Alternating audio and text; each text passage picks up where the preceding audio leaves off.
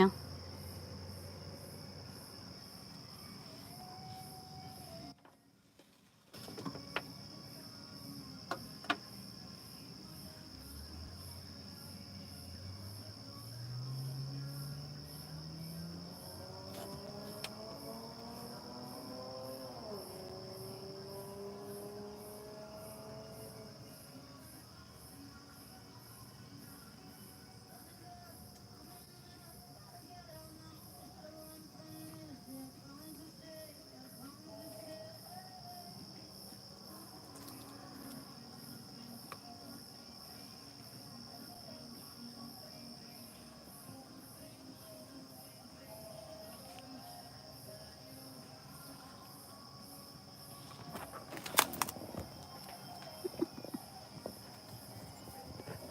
Just tighten.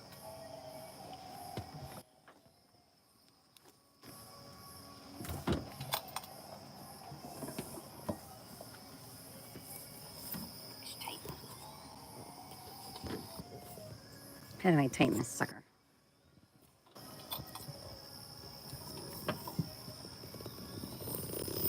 Easy. How do I tighten this sucker? Hi. This thing from moving around. Hi. This thing from moving around. Hi. I think I got it. I don't know. Ooh! Nope. I guess I have to put it in upside down. I think I got it. Ooh! Nope. I guess I have to put it in.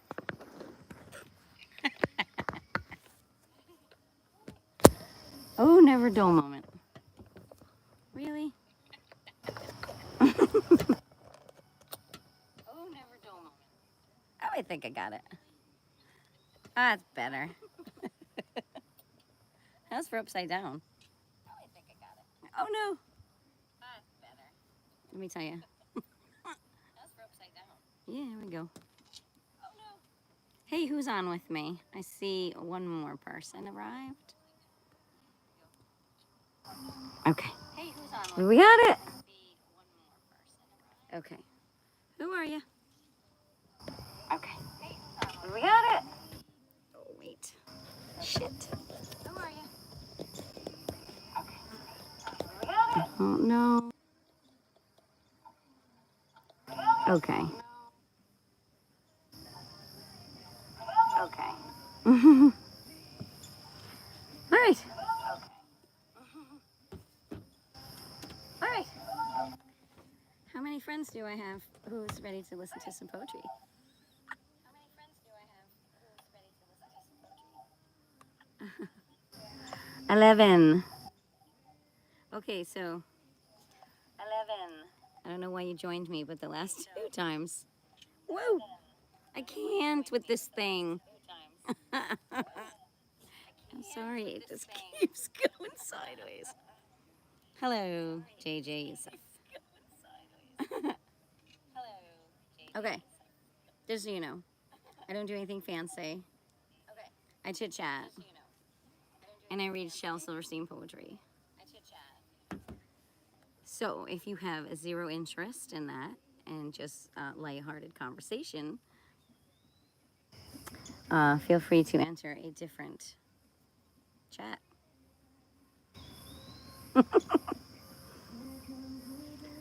Yeah, I already lost half of you. That's fine. That's probably because I'm not naked. So, yeah, too bad. I don't do those silly things that some people do on here. Oh, I've watched a few different things just to see what people are up to, and not my style. So, if you're looking for that, you're in the wrong room. I don't even care if one person hangs out with me. If I could just fix this, that would be fantastic. It just keeps sliding around on me. No matter what I do, it just keeps sliding away. Okay, so, hi, JJ. If you are there, where are you from? What's up? I see you're high. Oh my goodness. I'm trying to... Okay, I think it's tight now. You never know. Or did you already leave? Either way. Okay, so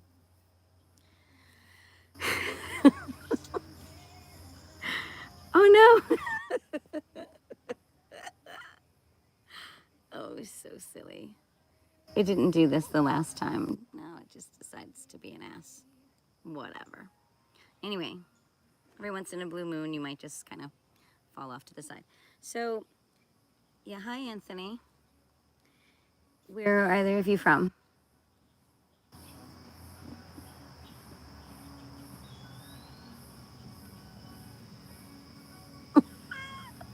I don't know. Can you not hear me?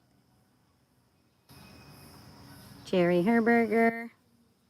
Okay. I will repeat, this is an adult channel, yet I read children's poetry. What was the wave? That was to Anthony, who said hi and then said hi, even though I already said hi. So just in case he didn't hear me, I thought I'd wave a hi. Or, you know. And again, I got my Hawaiian shirt on, so you could take it any way you like it. Let me know, can you hear me just fine? Because, like I said, I've been messing with my tipsy-turvy camera. You know. But anyway, so to the three of you, right? Nope, I already lost one person. Either way, whoever's here, yeah. I hope you're adults. I don't know where you're from or if that matters, but I like to read silly poetry and get a reaction out of it, I guess. I ended up having nice conversation, people from other parts of the world the last time I did this and appreciated it very much. So there's just one person who's not welcome, and if they show up, I'm gonna pretend they're not there. It's as easy as that. So JJ, Anthony, and or Jerry, if you are still there, where are you from? And tell me if you're interested in the poetry, because I really don't have anything else planned. It's Friday. I actually went out. I had a very nice afternoon. Stopped at one of my favorite places. Met a few people. I'm not really sure why I never met them before. You know, when you live in a small town or an area that's, I don't know, that really hasn't grown, really, unless it was the last like 10 years. You think you know everyone, or you've at least passed them and recognized their face. Yeah, 3 different groups of lovely people who I talked with today, where I was. I feel like I should have known them. Or two out of the 3 I should have recognized or known, but I didn't. But I did know people that they knew. So you did get the small town hoorah, but, you know, not as personal. It's a small town. Your town is a small town? Then you understand. Are you at least in the United States, or are you in a different country? Like I said, it doesn't really matter. It's just kind of interesting bearings. The last 2 people I spoke with, one was from Morocco, and the other was from Burma, and I learned quite a bit about what those places are like, so I thought that was kind of cool. And up, yes, Dave. Up.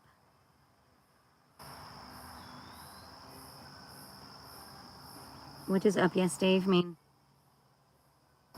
Oh, U.S. I gotcha.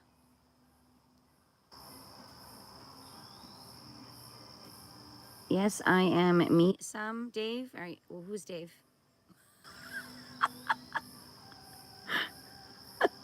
And yes, I am meet some. Come on.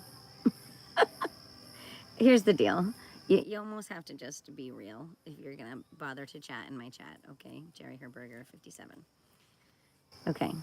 I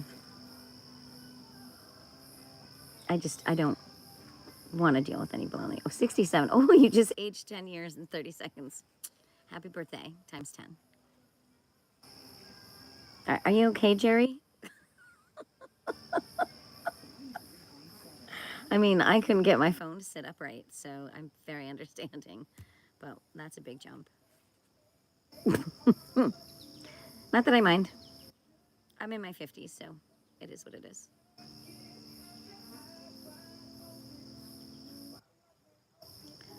Do me a favor. You can't hear any music in the background, can you? Because I think I got in trouble for like background music last time or whatever. But I don't think you can hear it, right? Oh, yes, you can. Too bad. We'll see what happens. So, Jerry, I'm going to guess then you're familiar with Shel Silverstein.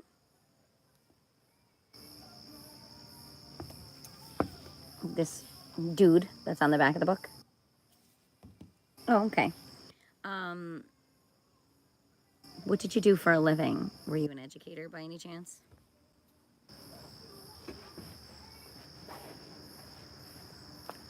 I'll stop asking you questions once I start reading, but... Oh. Yeah, okay. So I guess it's just... Oh, Jerry's gone now too? Uh-oh, and there goes the phone. What else is new? See, the minute you say something like educator, you lose people too. We're going to learn all sorts of good trigger words doing this. And we'll know who our audience is. Right? Are you still there, Jerry? Okay, stop falling off. No? Yes, maybe so. Hi, Rowie. Come here. It's all wet from the rain.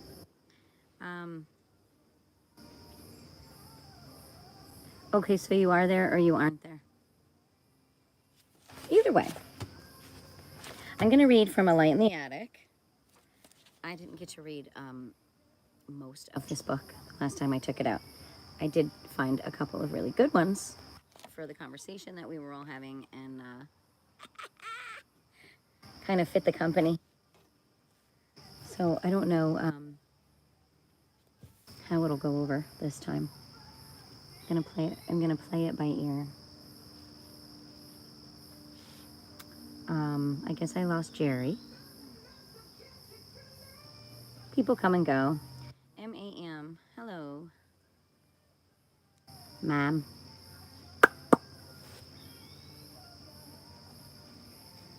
Most amazing magician?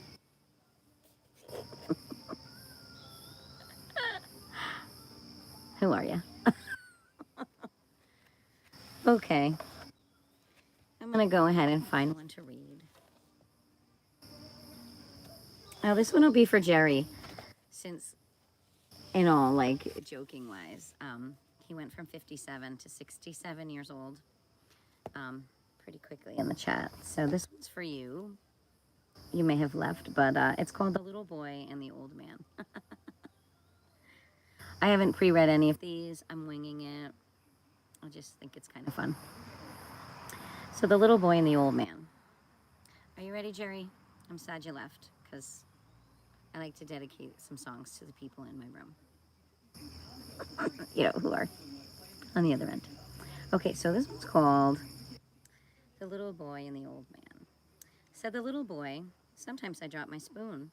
Said the little old man, I do that too. The little boy whispered, I wet my pants. I do that too, laughed the little old man. Said the little boy, I often cry. The old man nodded, so do I. But worst of all, said the boy, it seems grown-ups don't pay attention to me. And he felt the warmth of a wrinkled old hand.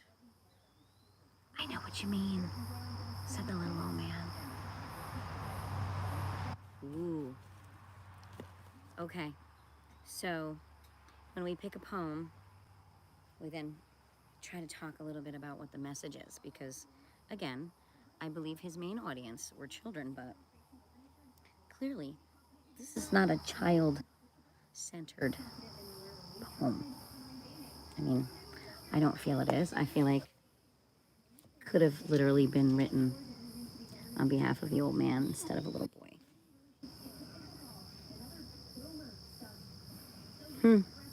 I guess that means when you're in the middle of your life and I guess what, your 20s, 30s, 40s, you're so preoccupied with what you think you're supposed to be doing You're so preoccupied with, what's the expression? Keeping up with the Joneses and trying to better yourself and better yourself and better yourself that you stop to sit and appreciate what's going on around you. Gosh, I mean, I'm listening to that poem in my head, and I've worked with children for a really long time, and I do know that they really like to be spoken with, not spoken around or spoken at, or, you know, if we talk over here in code, they're not going to know we're talking about them. Yeah, they do. They listen and they feel everything that's going on.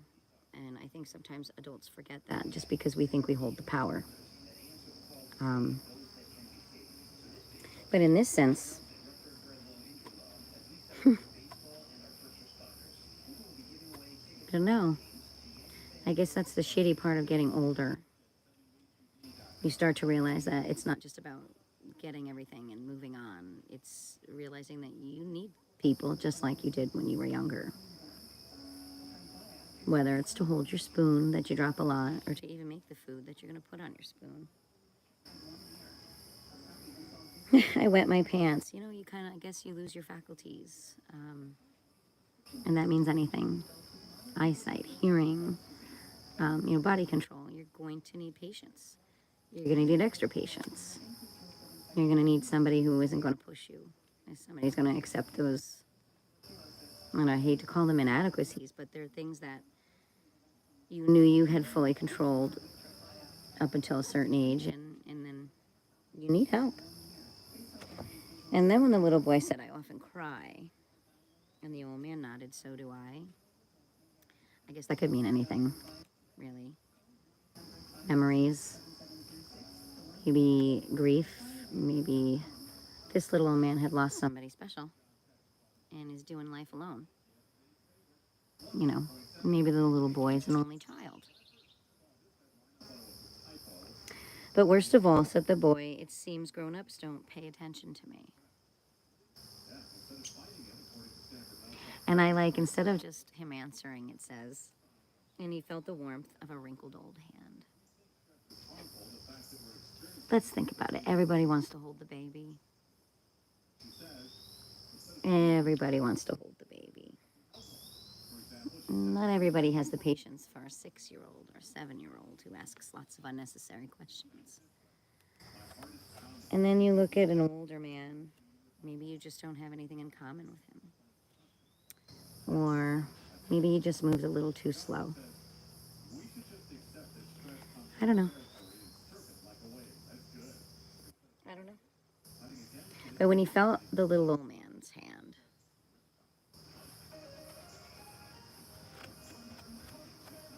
he became real, real. I know what you mean. I hope they were neighbors. I'm going to set up a setting. I hope they were neighbors, and I hope that that little boy annoyed that little old man every day when he got home from school. Because then there's two individuals who are getting what they need. Getting what they need, not necessarily what they want, but they're getting what they need. And I'm going to guess that as long as that little old man gives back some of the words that the little boy throws at him and shows him that he's truly listening and he cares about the conversation, that little boy's going to show up. And that little old man, as grouchy and grumbly as he may be, and he may be tired, I bet he'll meet him at the fence. And I bet they'll have their daily conversations. And, I bet they'll become friends. I can't do this thing keeps falling today. It's all good. Yeah, exactly. Okay. Oop. Okay. Still on.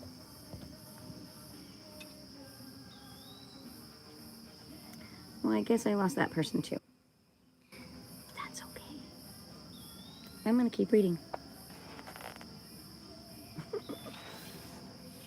And if something strikes you as interesting and you want to sit and have a comment about your hearing, great.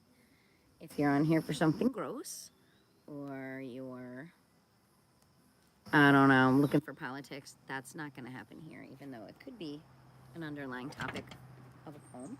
Ooh. Who knows? But I'm not looking for any discussions on that kind of stuff. Okay? Okay, good. All right.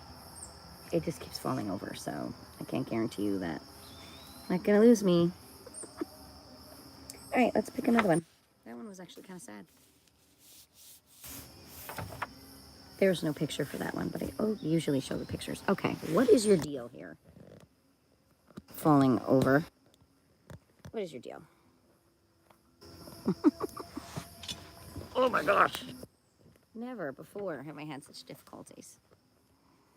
I guess it really doesn't matter. Nobody's here. Okay, are you back? Quit falling over. Okay. Okay, one person's watching. All right, who's in there now? Anybody?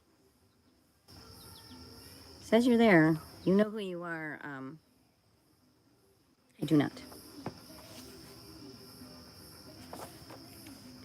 So, let's see what else we can find.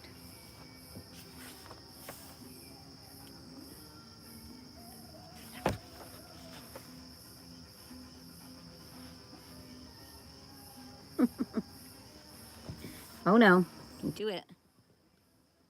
Okay. I'm going to read this one. Why? Why do you insist on falling over? I'm so sorry. It's like technical, ridiculous difficulties. Okay. Sit still, would you? Okay.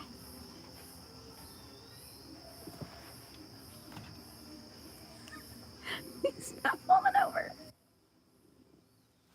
Oh my God. Hello, Cassian. Just so I don't disappoint you, I'm just letting you know, I read Shel Silverstein poems and then kind of talk about them. People come and go. Some people have a comment. Some people disappear as quickly as they come. I don't talk politics. I don't talk sex unless it comes up in a silly, kind of funny way. So I don't know what you're looking for. I used to be on a reaction channel for music, and I miss it terribly. I loved it. I don't have the setup for that. Maybe down the road I'll start doing that again because that was so much fun. So that's where my name, neighborsue, comes from. It's kind of who I was there, and that's kind of still who I am. Baseball fan, hello. So I'm going to read the next one. It's about a walrus, of course. I don't proofread any of these. I don't know what I'm about to talk about because you never know if sometimes they're funny, sometimes they're serious.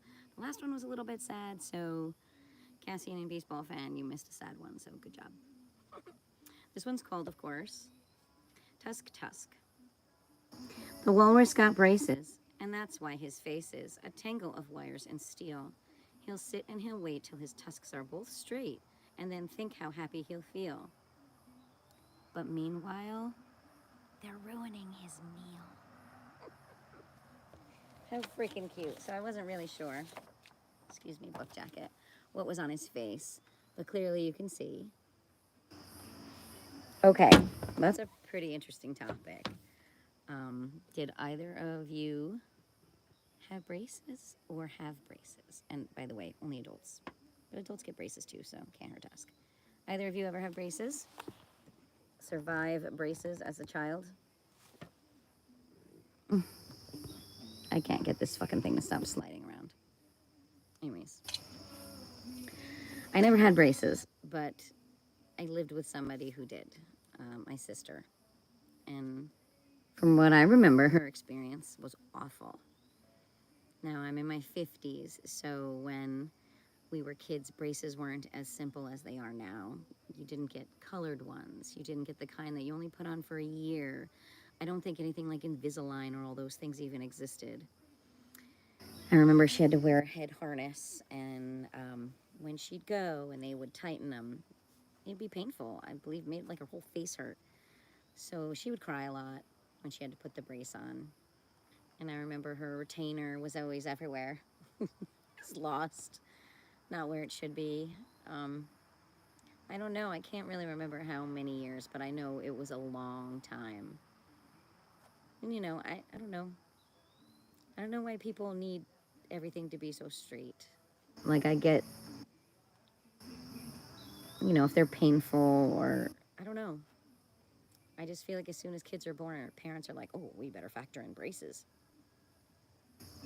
I don't like, can't we just all smile like we're supposed to? So I guess neither of you had braces. No feedback whatsoever, huh? Like I said, I don't wish braces on anybody. I don't know if they're all that necessary most of the time. There's really no such thing as a perfect smile. Maybe there's a... I think some of the best smiles I've seen have been the smiles where I didn't even look at their teeth. I just knew they were smiling, so, you know. All right, well, I feel bad for this walrus because I don't know why he's eating much. All right, let's pick another one.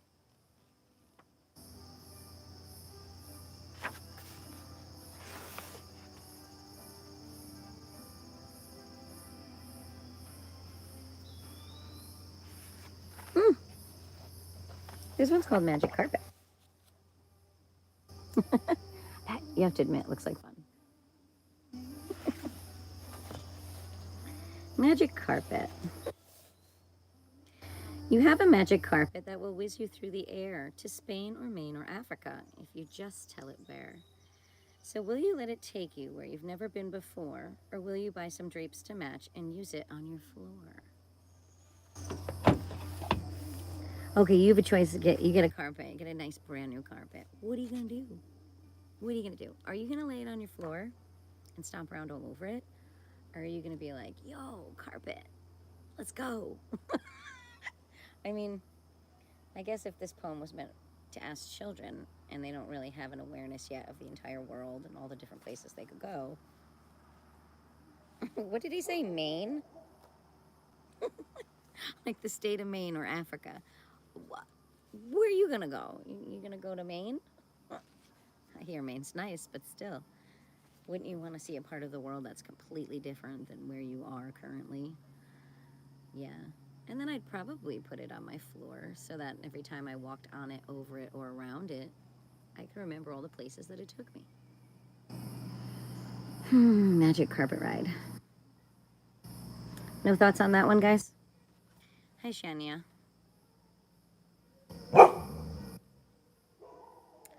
I have a few dogs, so from time to time you're going to hear them.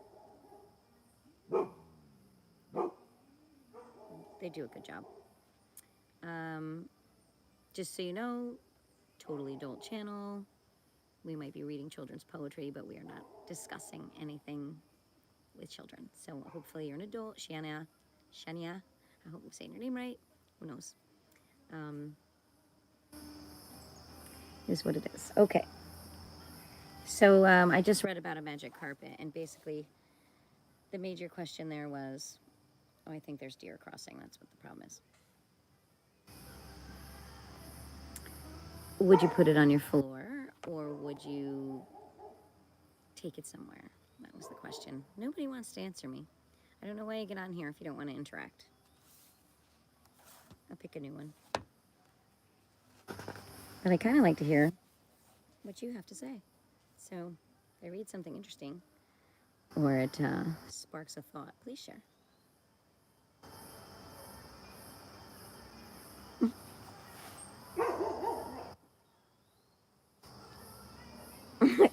Okay.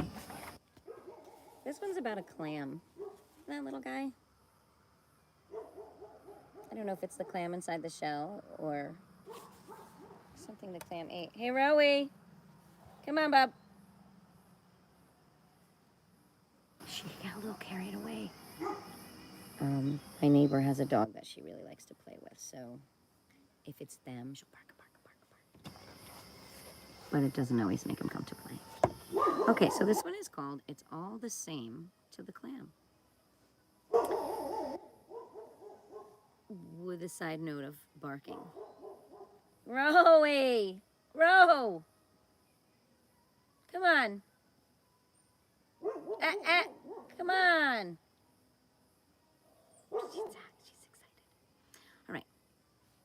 all the same to the clam. Not exactly sure who's in here listening, but that's what it's titled.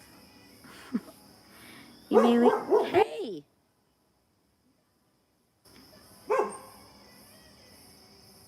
Are you done?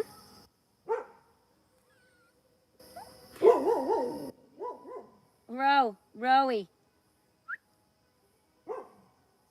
Okay. Okay, I think she's all done.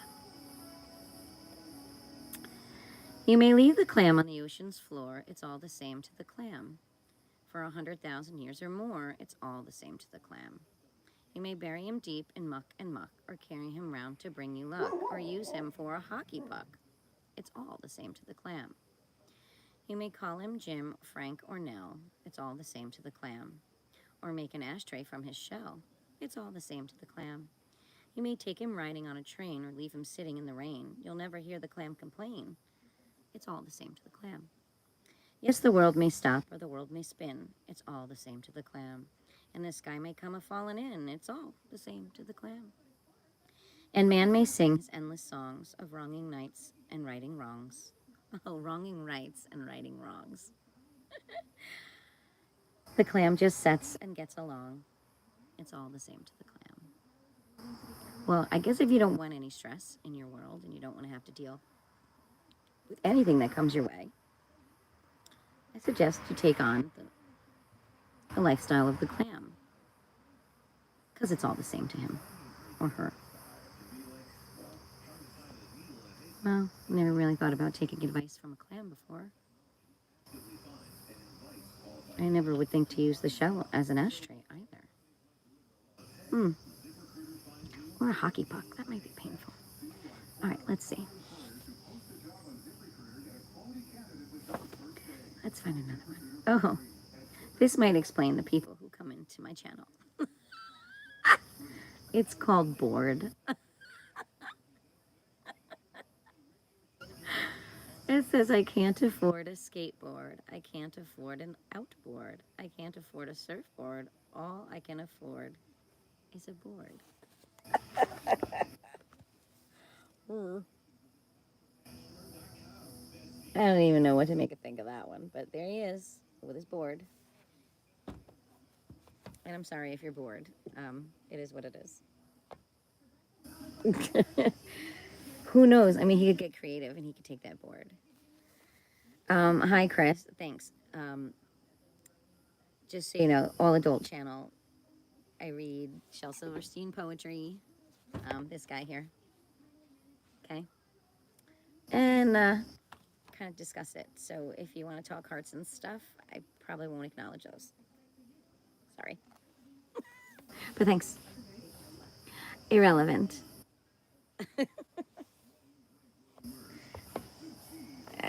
It's just irrelevant. Chris, you could ask me 10 times and I'm going to continue to tell you it's irrelevant. All right, let's see. All right. Here's this one. This little guy is responsible for this little poetry here. This one's called The Man in the Iron Pale Mask. He's the man in the iron pale mask. He can do the most difficult task. He can duel, he can joust, he can charge, he can chase. He can climb, he can rhyme, he can wrestle and race. He'll show you his courage, but never his face. No matter how often you ask, he's the brave and fearless, the usually tearless man in the iron pale mask. Chris, did you hear that? No matter how often you ask. It never fails, these poems always go along with the chat. No, you can't ask somebody to marry you like that anyway. You're always going to get a no. If she doesn't see it coming, she's not the one to ask. Okay? This is what it is. Hey. Hey. Settle down. Dogs doing their jobs. Okay, here's one for you too, Chris. It's called Headache.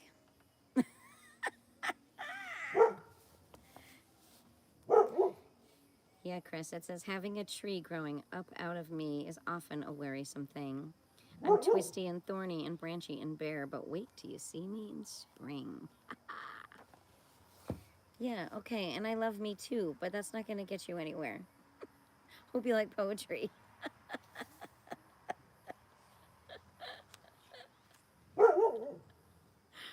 Yeah, because, yeah, you probably should get on somebody else's channel if that's the kind of chit-chat you want to participate in. Oh, well, good. Great. I've been known to be funny. Or, you know, let's not do any more than that. All right.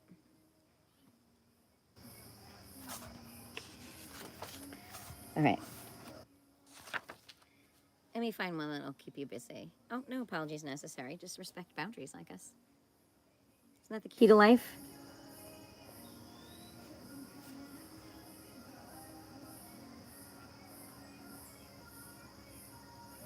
Oh, no, I don't like this one already, so I'm gonna, okay. All right, this one's called Hiccup Cure. You know, we've all had hiccups at one point. Hic, hic, hic, hic. Want to cure your hiccups quick? Stick out your tongue and bite your lip. Hold your breath and shake one hip. Pull back your left foot and kick up. Now you see we've cured your hiccup. Nothing much to it. Don't you feel swell? Hic. Oops. Oh, well. Well, that didn't work. Hiccups. Somebody told me that hiccups are a reflection of a lack of confidence. That it's a change in your breathing. I don't believe it, but I thought it was an interesting thing to consider. Yeah. So, let's see. Is anybody even still in here? No, it's just me, yes? Just me. Yeah. I'm sorry, but I can't tolerate that stuff.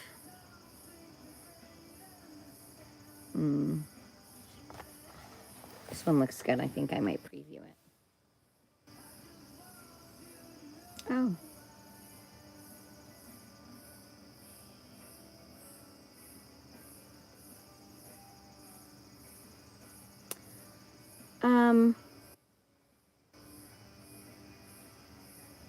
Yeah, how come it doesn't show that you're on? Yeah, you're still in my chat.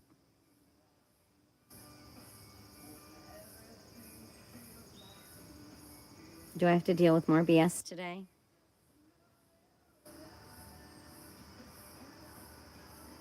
Chris?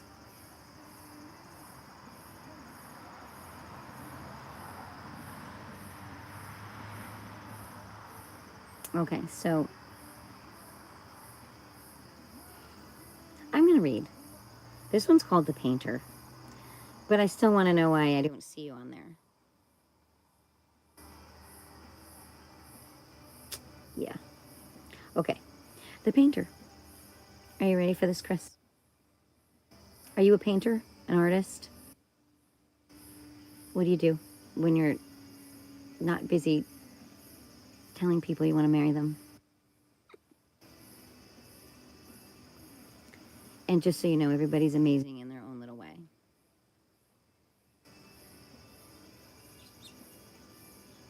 All right, I'll let you think about that question, and I'll read the poem. Okay. The Painter. Oh, I gotta show you the picture too, because he's just something else. And you have to look at the happy little bird being painted on. Right? Oh, to be an artist.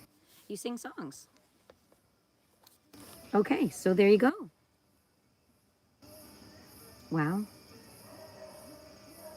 You sing, huh? What do you sing? What style of music do you sing?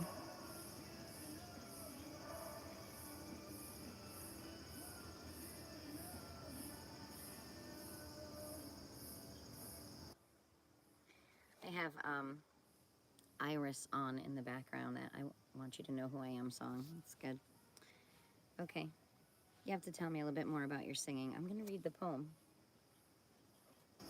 I sing all types of songs. Okay, do you do that for a living, or is it just something you like to do for fun? And please tell me you're an adult. Or I can't really chit chat with you. I go to karaoke. I think it's fun. I'm not a singer, though. My destiny? Oh. So, okay. Before I read this, then, do tell me a little bit more about yourself, Chris. If it's your destiny, then it's something that you do a lot of, right? You're good at it? You're technically sound? Where are you from, and how old are you?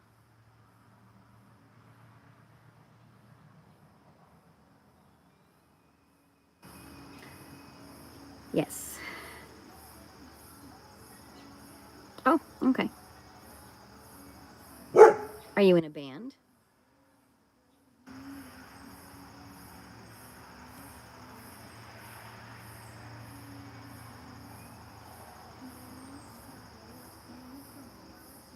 Because that would probably be the best way to get experience.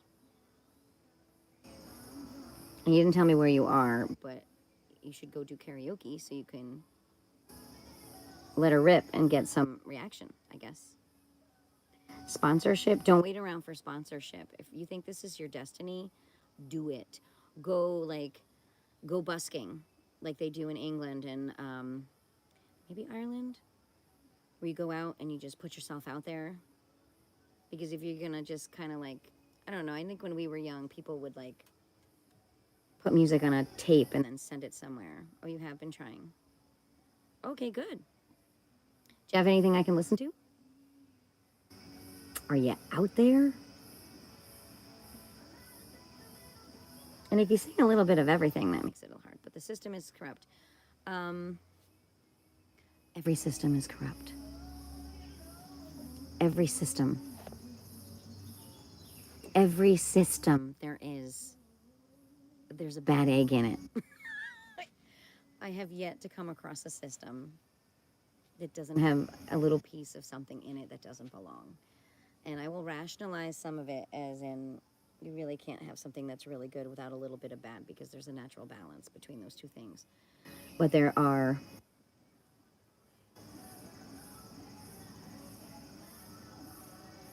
so many reasons to be a good person when what you do affects other people. And as far as corruption, that typically has more to do with money, greediness, and selfish choices that they think if the person isn't aware of it, it doesn't matter if they do it. So those are your money type like corruption things where somebody maybe puts your name on a piece of paper that you didn't sign, but they signed for you and then mailed it in, and then they get to collect money that was supposed to come to you. You know, those types of things. I don't know. But the system is corrupt. What? I don't know why I feel. Yeah, are you alone? Do you live in a hole in the ground? Like, are you not out where you see people? Because if seeing somebody on a computer screen is making you feel good, you probably need to go out and be social with real people. Please don't rely on your computer screen to solve your issues. You were unhappy. Well, I think you were a little crazy when you first got on. Is this how you approach people? Are you married? Are you married? Are you married? Please marry me. Please marry me. I love you. I love you. I love you for real. Did you go back and realize what you typed? Maybe you need to write a song about marrying somebody. See, you're bored. Oh my God, that's so funny. Were you here for this?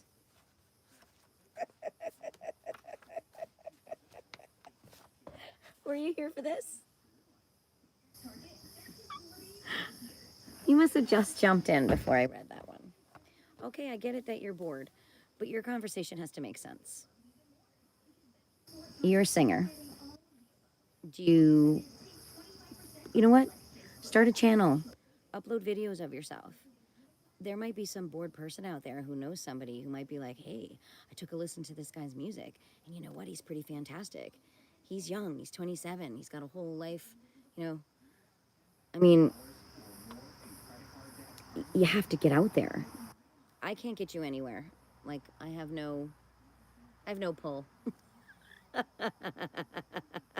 I have zero pull in the music world. I mean, I was on a little reaction channel for a while, and I was lucky enough to be exposed to music and musicians I'd never heard before, and that's how I know about the busking. Are you familiar with, I'll name a few, maybe Ren? He's from England. Sam Tompkins. These are two, oh, oh, basically the Big Push, that's their band. Sam Tompkins isn't in it, but Romain Exisa, and he also does solo work. He's actually French, but he joins these guys. I mean, there are some, and Warren, who he, I guess, prefers more of a folky type like song when he does independence, but when he gets to the other, these guys, he can sing anything. These are really talented people. They would link me to the Illuminati.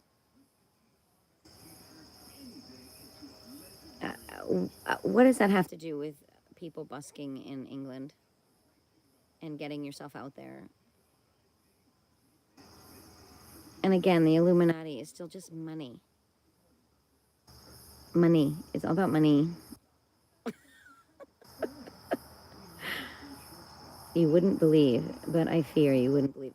So then, why do you want to stay in that type of work? I mean, if you're fearful of where it'll take you, because you're the one telling me it's corrupt.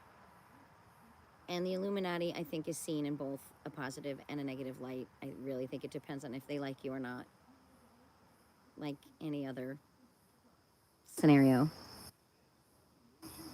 I can't live without music. Okay, then you have to stop worrying about the Illuminati, and you have to stop worrying about what's going to hold you back, and you need to get yourself out there, because if you truly love it, that's what's going to come off of you. Someone's going to see that passion in you, and they're going to appreciate the passion. Doesn't mean they have to love what you're doing, but somebody's ear will. It just takes passion to get you somewhere, right? And if you think you have it, and if you think it brings you joy, then get yourself out there. I sing at karaoke because it's fun. I used to sing in a classroom with little kids every day, and it became something that was just part of the day. So if you actually have some talent and you know what you're doing and you think you can make other people happy, go do it. Who are the Illuminati? Like, they're going to come knocking on your door and somebody's going to offer you a chance to work in a studio and record your music, and you're going to go, oh, wait a minute, are you with the Illuminati? Or are you going to say, life's too short? This is what I really love doing. Of course, I'm going to take that opportunity. I don't know. I think it's contracts is what you have to watch out for. I think less is more. And if the contract is 25 pages, the answer is no. I'll be very happy to see you someday. Thanks. You probably won't. Maybe I'll get lucky enough to see you. If you get out there and you end up in the music world, that'd be cool. But I don't think you can be afraid of things that you don't fully know what they're capable of. You know, and if you're bored, you probably shouldn't chit-chat with some lady in America. You should go write a song or go sit outside. And I don't know, do you play guitar? Like, what do you do? What kind of music you got backing you up? Go sit somewhere where somebody else might accidentally hear you. And then maybe you'll get some spontaneous feedback, and that will make you happy. And if I were you, I would plan on marrying your music first, so that this way you can be who you are and be 100% confident before you ever go to a perfect stranger. You know. I mean, I think you can do anything you put your mind to, right? I'm thinking maybe if I were back in, like, middle school and somebody gave me the opportunity to learn how to sing and do theater and all those things that I wanted to do but was too busy doing other things that other people chose for me, I would have learned. And I probably would still be singing in a different capacity than I do now. You are not a stranger to me. Sure I am.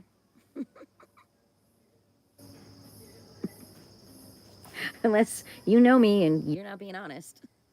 We're strangers. You are not. Why? Why do you say that?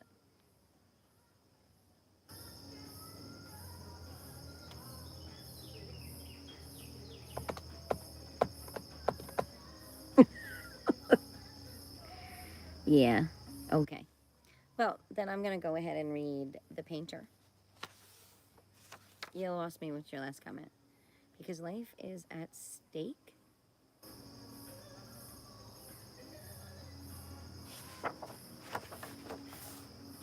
I'm older. Put my life on the line. This way you have more years to be successful. Going to take you when he takes you. Because life is at stake. I don't get it. What are you talking about?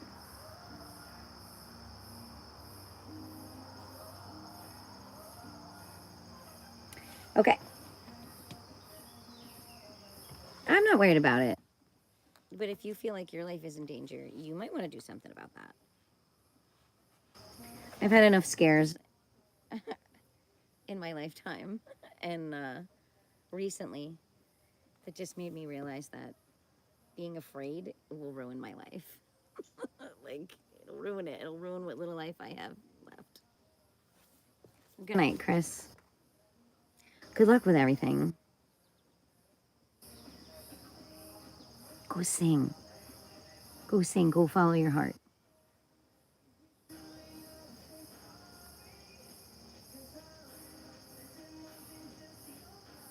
You don't. This is like my third live. Maybe my fourth. Sometimes I take the girls swimming. That was really fun. I have to try that again. I just have to figure out how to get the quality better. Still learning. Well,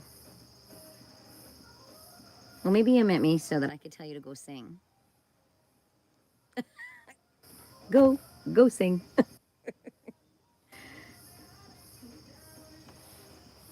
No guarantees, my dear. No guarantees. But I do wish you well. For anybody else who's in the room, definitely not a child channel. And I read from Shel Silverstein poetry. And then I open a discussion on the actual poem or experiences or anything else that that makes the poem resonate with you. People come and go, because not everybody's interested. So no sex, none of that business is on there. Like, maybe in a past life or next life. But not this one. Is anybody even in here? Oh, yeah. Looks like maybe 2 people. Who are you? Because Chris is leaving. Now you don't feel like living. Even more reason to go sing a song, really. Pick your favorite. Sing it at the top of your lungs. Then sing it at a different decibel. Then go in the shower. Sing it in there. Write out the words of the song. Share it with somebody. Call a friend. Say, can I sing to you for a minute? If that's your passion and that's what makes you happy, then do it. Do it. It'll get you out of your funk. Me, when I'm in my funkiest, I dance around. Or go find some live music. Or go outside and be where, like, nature is and creatures and all those things that I can't control. Controlled environments are the worst ones for me. But yeah, you have to keep living, though. You're only 27. Only. Trying to remember when I was 27, what the hell was I doing? Teaching, of course. But that was probably all I did. I ate, slept, and shit in my classroom. I did too much, and I think I learned too late in life what was too much, but it felt so good to be passionate like that. That's why I'm saying, like, time flew because I loved what I was doing. I think that's really the key. What do you mean you never heard anybody tell you that before? Are you talking to anybody who cares about you?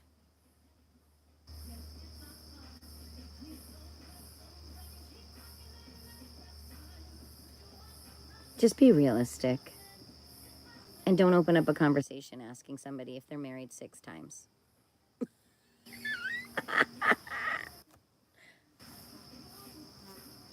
Because it's irrelevant. Right? It's still irrelevant. Really.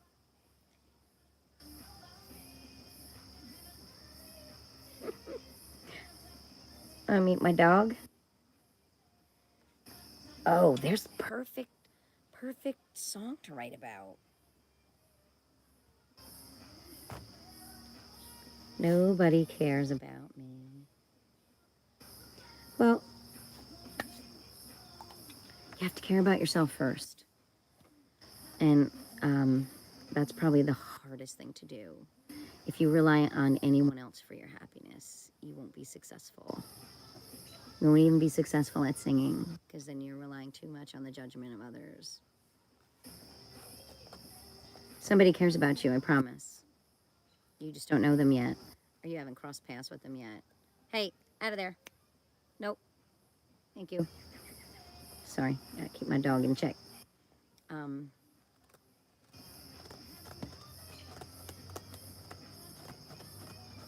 you have a song in mind? You were just gonna get off and go sing, right? Why don't you do that? Why don't you get off here, go pick one of your favorite songs, go sing it. Sing it twice in two different, sing quiet, sing it really loud, and come back on and tell me how you feel. If I'm still here, I'd love to hear how you feel. You have to, you know how you were talking about the Illuminati? You know what manifesting is, right? It's not wishing, it's just literally making things happen by the power of your mind. Own it. Own your passion. Own your mind's thoughts. Put them together.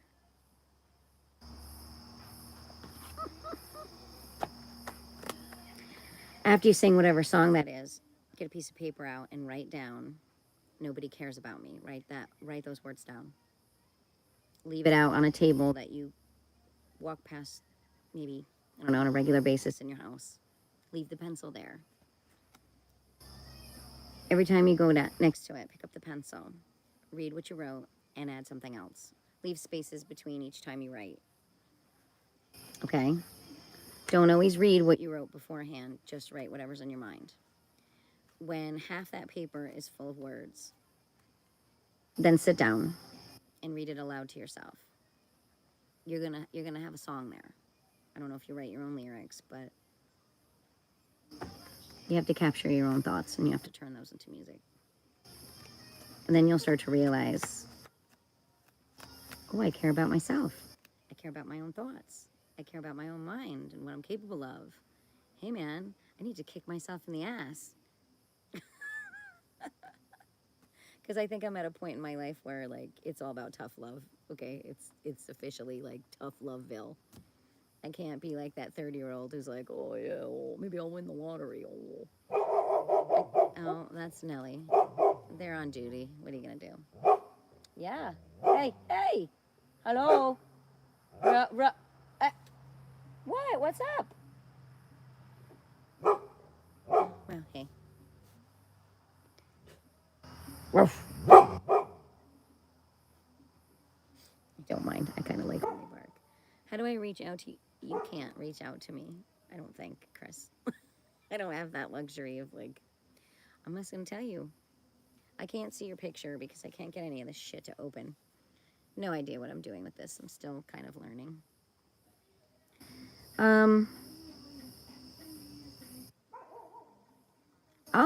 When you get out there, I'll see you. Is your name really Chris? Like, is that your real name? Because if it is, then I'll see you. You know, doing your thing. I can't open your profile, so I have no idea. You're like that tiny, so I don't know if I would recognize you, but no. But anyway, I would recommend that. Gather up some thoughts on a piece of paper and turn them into something, you know? Okay, you want to hear what's on the radio now? I don't know if you can hear it, but it's... I gotta have faith. Do. Oh, can't see my... Oh, you can see my icicles a little. I put on my icicle lights, so as it gets darker, it'll be a little crazy. But yeah, what a perfect song for you, right? Becomes an ocean. Okay. My foolish notion. Because why? Because I gotta have faith, faith, faith. Okay? And that's what you have to do. You have to have a little faith in yourself. So go do that. Get your piece of paper and your pen out. Leave it there. Collect some thoughts. And then sing. Sing your little heart out. Pretend it's spring and you're a bird that's just been waiting all winter long. Because if you really think at 27 that that's what you're supposed to be doing, you need to do it.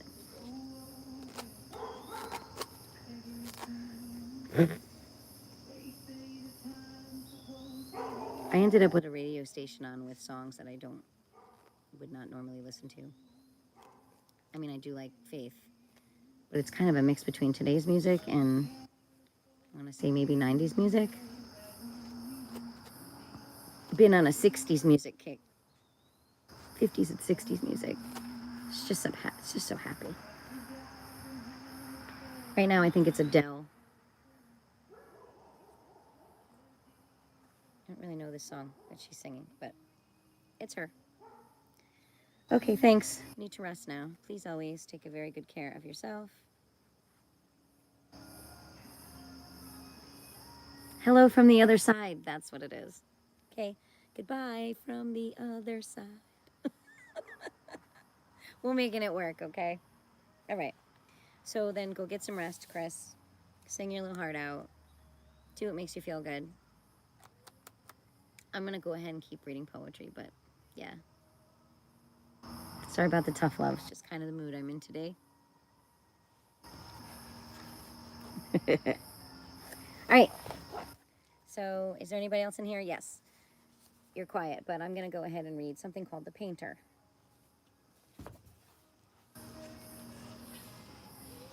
Maybe you like it. I'm the man who paints the stripes upon the zebras, and I also paint the warts upon the toad.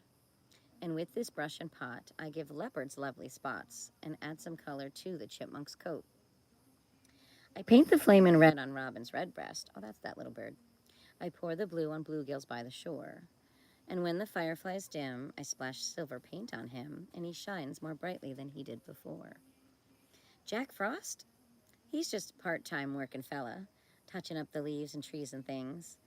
He's famouser than me, but I'm happier than he, 'cause I paint the ones that runs and flies and sings. How cute is that? Sings, see? Good Lord. Okay. Is there anyone in here listening?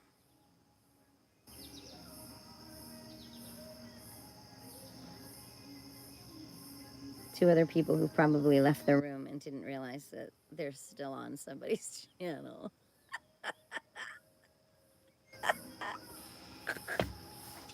All right. Well, this, considering nobody's answering me right now, you just inspired me to read the poem titled Nobody. Nobody. Oh, you love that song? Chris, go to sleep. Did you not say you needed rest? You're a character. We'll give you that much. Okay. I have to put this on. Maybe that'll keep the mosquitoes from coming my way. Okay. All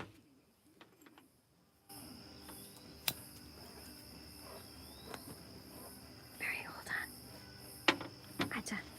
I had to put a little light. Just a little light. Because the mosquitoes are going to start coming, and I'm going to try to keep them at bay. How's that sound? Okay, so then this song comes on next. But I sure know where I've been. So this had to have been the songs of yesterday. Made up my mind. Listen, these are just people's thoughts. I'm trying to tell you, Chris. You can do that. You can do it. All right, nobody. Oh my good. Chris, are you still there? Holy fuck. Do you have this book? Like, are you like 3 pages ahead of me? Look at the first 3 lines of this poem. Can you see it? Can you see it? Can you see it? Did you read the words? I think Shel Silverstein is he dead? I don't know. Like, I don't know much about him.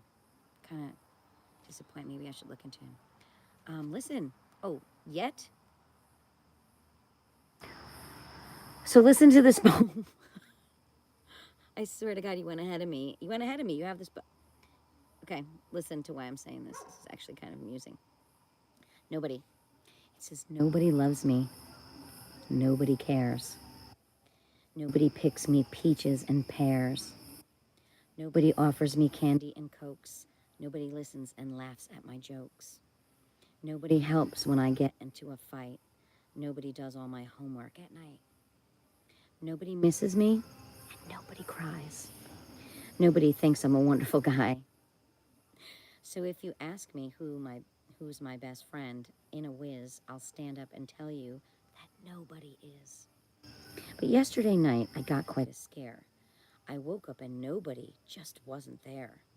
I called out and reached out for nobody's hand in the darkness where nobody usually stands.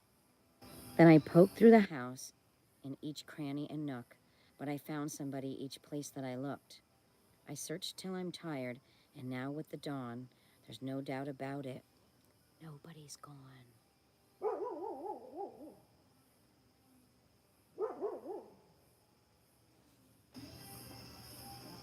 Do you know what I think the telltale line was?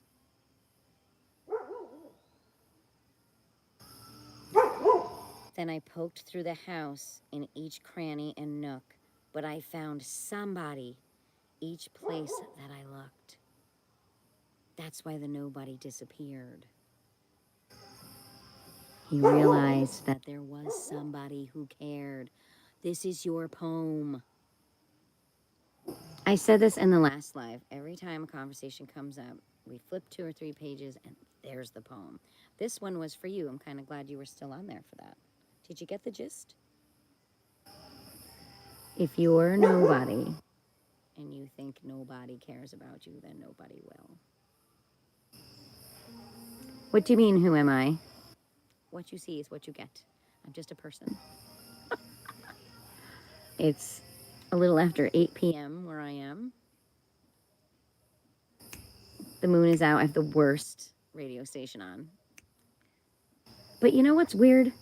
Over the last 2 months, and I like the radio because it's spontaneity and you never know what's coming on. But for the last 2 months, I know that someone in this neighborhood is messing with all of my electronics, and I think that they're messing with my radio waves as well. Because if I put something on that isn't, like, this is the first time I've had my radio on and it hasn't skitzed out on me and gotten all staticky, which is a little weird. I feel like, somebody in my neighborhood is too busy to send, like, radio waves at me? Not only that, I have a friend who has hearing aids, and when she walks in that doorway, her hearing aids reset and chime in her ear. So I know somebody's messing with something that has to do with either my Wi-Fi or whatever. It's annoying because I feel bad.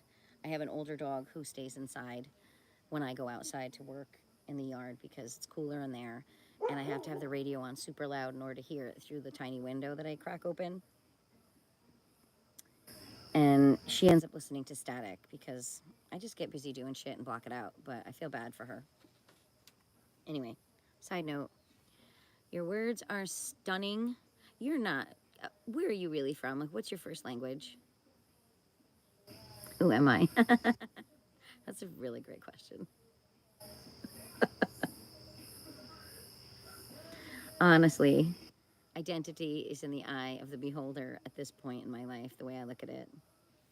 I don't really know. I really don't know. I have a feeling I'm going to find that out soon, and I may or may not approve, but it is what it is. Who do I think I am, or who do I think I have been? Again. Might also be up for... I'm a good person, that's all. That's all I'm going to say.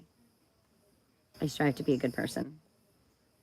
And when somebody upsets me, I typically stick up for myself. And as I've gotten older, I am less likely to not respond verbally. Or I crack a joke and I move on. It really depends on the topic and how hurt my feelings are. Rowie, can you come here. Come here. What's the matter? Nobody loves you either? My dogs aren't under love, don't worry. A little spoiled, actually. Yeah, we are. We're acquaintances, considering we just met, and we'll probably never be in the same place at the same time, because this world is way too big. Or we'll be in an elevator, and you'll go, hey, aren't you that chick who was reading Shel Silverstein? Told me to go sing. That's me. So that's me. I'm okay with that. All right. Sorry about the glare. I have to put that on because my phone tends to have a mind of its own, and every once in a while I kind of don't really know what I'm doing. But I have nothing else to do tonight. I went out. I did my social thing during the day. Sometimes it's a little easier. Even had a really delicious drink. I forget what she said it was in it, but it was delicious. I sipped on it. I might have to change the station. Okay, so I'm going to read. Where'd it go? Oh, I did. I read Nobody. See? Forgot already. Well, I hope your nobody is gone. Do you live by yourself? Is that why you're bored and you don't have anybody to chat with right now?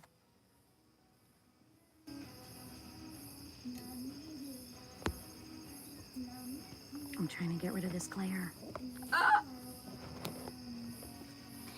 I could fall into the sky.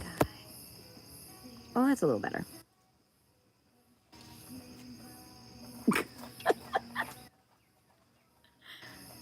Okay.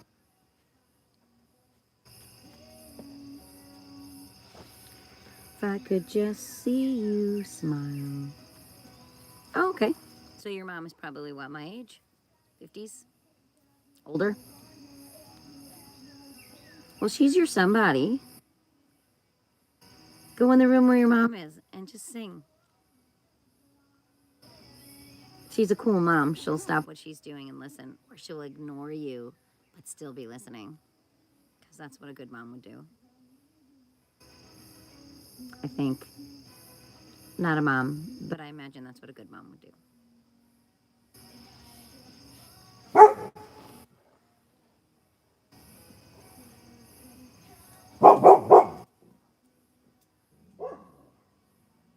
Ooh.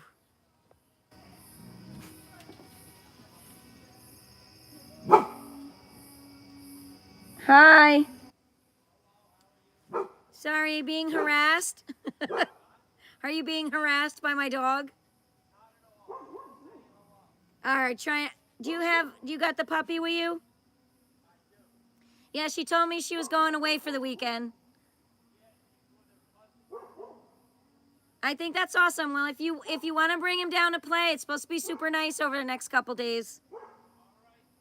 Feel free. Yeah. If you need to get some run out.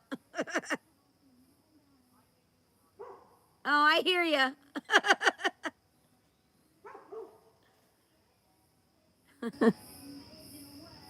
Yeah, my dog is absolutely in love with my neighbor's daughter's dog. They have such a nice relationship. They make each other happy. Oh, so yeah, so do that experiment. I mean, no harm. Um, okay, but what was with the whole somebody's gonna die business? Do we have to go back to that? That sounds kind of harmful. Yes, okay, good. You're being honest. Clearly, you need attention. But you're human, and all humans do. So don't feel bad about that. You're better off admitting it and then getting some. I would try the experiment with your mom.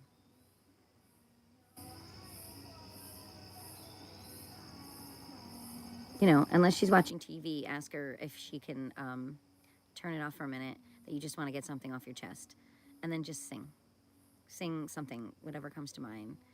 And then don't wait for her response. Just say thanks for listening and then walk away. You're going to feel better.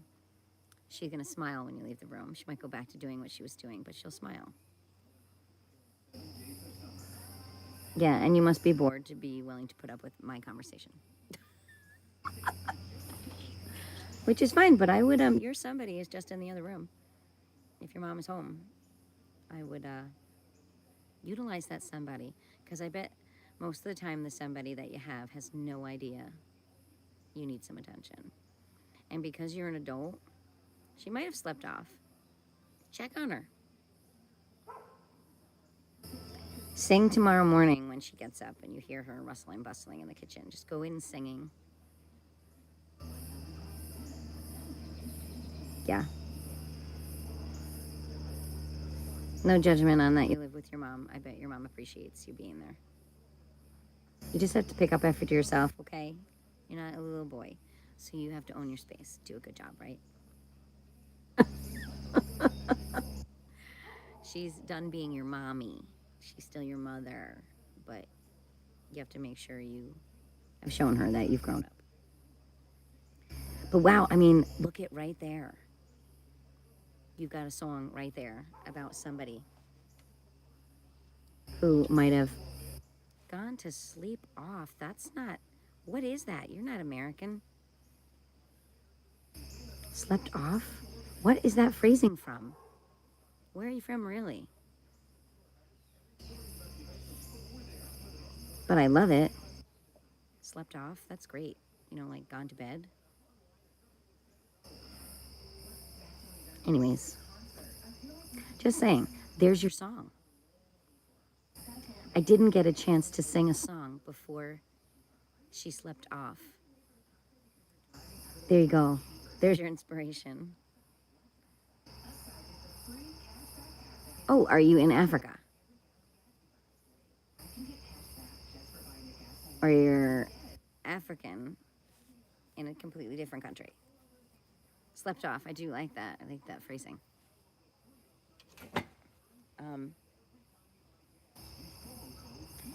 Yeah, there you go. There's your song. Can't lie to you. Yes, I am. Okay. But you can lie to me. And you said somebody was going to die earlier. What was that? Was that also attention-seeking behavior? You shouldn't do that. You shouldn't talk like that unless it's actually going to happen or could happen.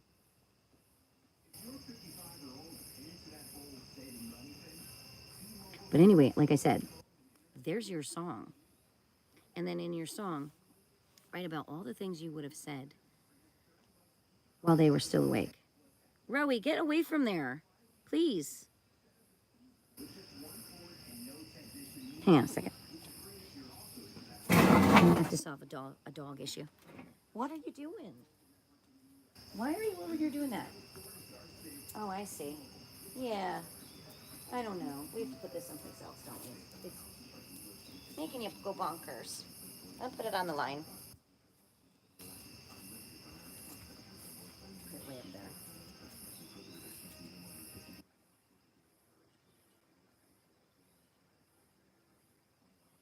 Okay. Come on, leave it alone. Leave it alone. There you go. Now you can relax. I know. Okay. Back in business. Yeah, so what was all that? Oh, no.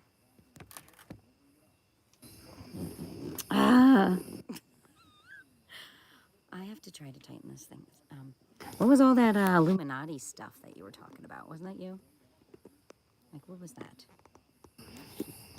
Like, there's getting attention, and then there's, like, talking about things that, you know, could be kind of scary to somebody. I have to try to tighten this. Excuse me for just a second. I don't really know why it keeps falling over. I thought it was kind of snug as a bug in a rug. Okay. Oh, I wrecked it again. Anyways, I'm trying. Sorry, Chris.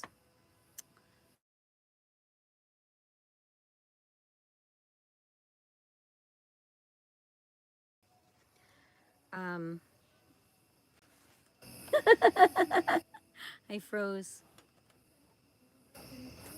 So Michael Jackson just came on. It's Thriller. Such a good tune. I can't figure out how to get rid of this glare. I'm gonna figure it out at some point. I'm gonna figure it out. All right, that's better. You're paralyzed, 'cause this is Thriller. Thriller night. I don't know how to get rid of that.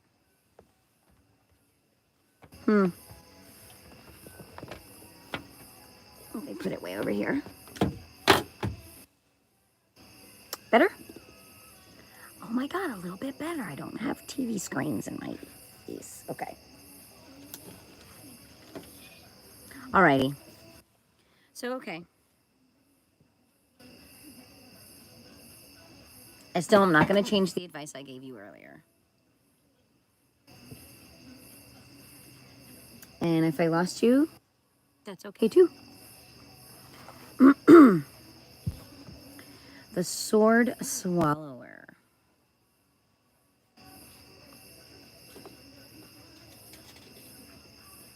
I'm going to make sure my candle is working so the bugs leave me alone. Okay.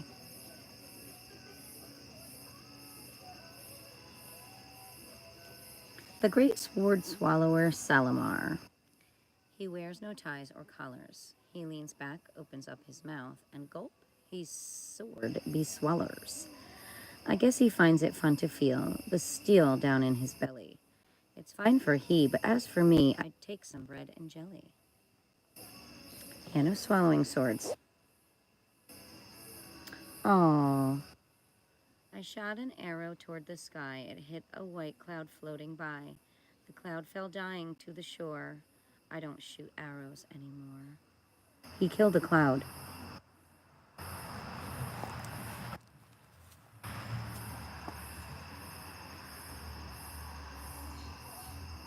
Can you imagine?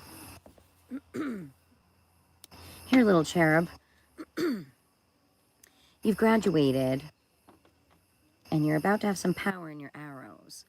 Go outside and practice your arrow shooting. Let us know how it goes, and we'll give you some magic arrows when you feel ready. What does he do? He kills a cloud.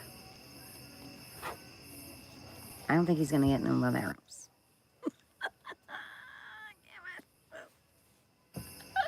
I'm just kidding. He might. And this one looks interesting. As I wake up the binding. Oh. Ooh. Can you hear that in the background, though? Really? Like, who sits still to fucking Michael Jackson music? Nobody.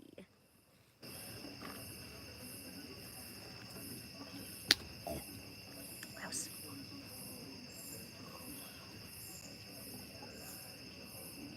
Oh. And those who be found without the soul for getting down must stand and face the hounds of hell inside a corpse shell. Going through the Okay, anyways. So I'll go ahead and read The Toad and the Kangaroo. Soon it'll be too dark for me to read, and then I will just turn this off. But yet another interesting conversation today. Okay, The Toad and the Kangaroo. Said the toad to the kangaroo, I can hop and so can you. So if we... Again, really? So if we marry, we'll have a child who can jump a mountain or hop a mile. And we can call him Toadaroo, said the hopeful toad to the kangaroo. Said the kangaroo, my dear, what a perfectly lovely idea. I would most gladly marry you. But as for having a Toadaroo, I'd rather we call it a kangarood, said the kangaroo to the frowning toad. So they argued but couldn't agree on rangatoo and kangagree. And finally the toad said, I don't give a dang. If it's a rudacode or a toadakang, I really don't feel like marrying you. Fine with me, said the kangaroo. And the toad had no more to say, and the kangaroo just hopped away. And they never married or had a child that could jump a mountain or hop a mile. What a loss, what a shame, just because they couldn't agree on a name. Could you imagine if certain situations ixnayed marriages before they happened because they realized down the road they couldn't communicate? Let's think about that. How many divorces wouldn't be? I don't know. Okay. This one's called Play Ball.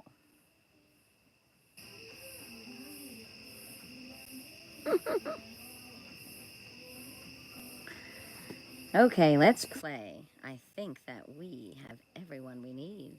I'll be the strong-armed pitcher who can throw with blinding speed. And Pete will be the catcher who squats low and pounds his mitt. And Mike will be the home run king who snarls and waits to hit. One loud and long and hard and high, way out beyond the wall. So let's get started. What? You? Oh, yes. You can be the ball. This is not a goal in life. Because this guy is going to hurt you.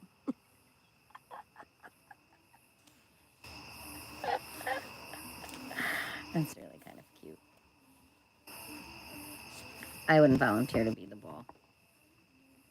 That's an instant headache right there. All right.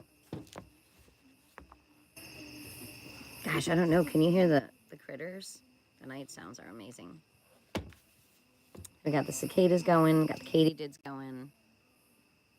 I'm not exactly sure what else is going. Are they working? Oh, they are working. Oh, those are not working. Oh, yeah, they are. Okay. Every now and then they do. Every now and then. Oh, that's because that... Oh, I have an idea.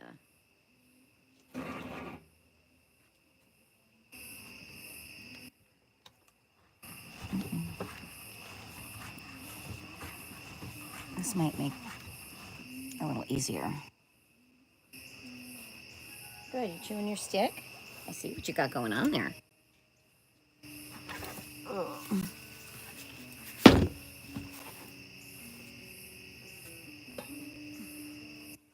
right, let's do this. Whoa, I don't know if you can see that. Let's get it out of the way.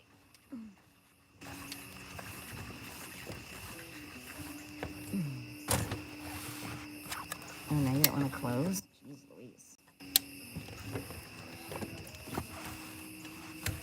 Interesting. Okay, much better.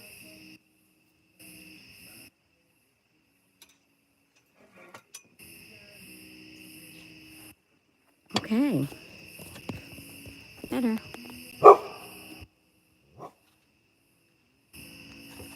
It wouldn't close all the way, though.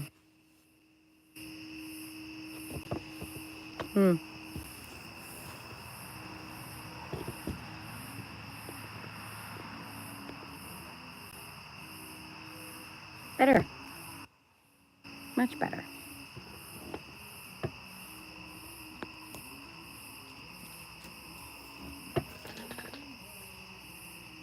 What are you two doing? Huh? What's going on? What's going on? Come here.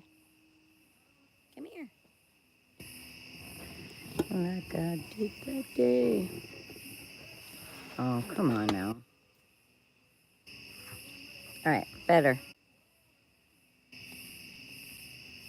What's up, Nelly? Pick another ball.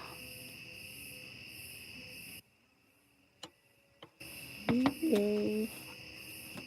Yay. Okay. Ah. Friendship. I've discovered a way to stay friends forever. There's really nothing to it. I simply tell you what to do, and you'll do it. What kind of a friendship is that? I don't like that one.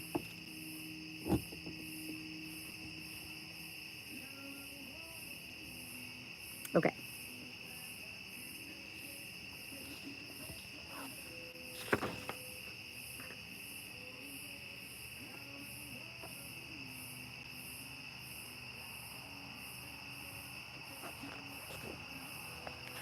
Looking for a good one.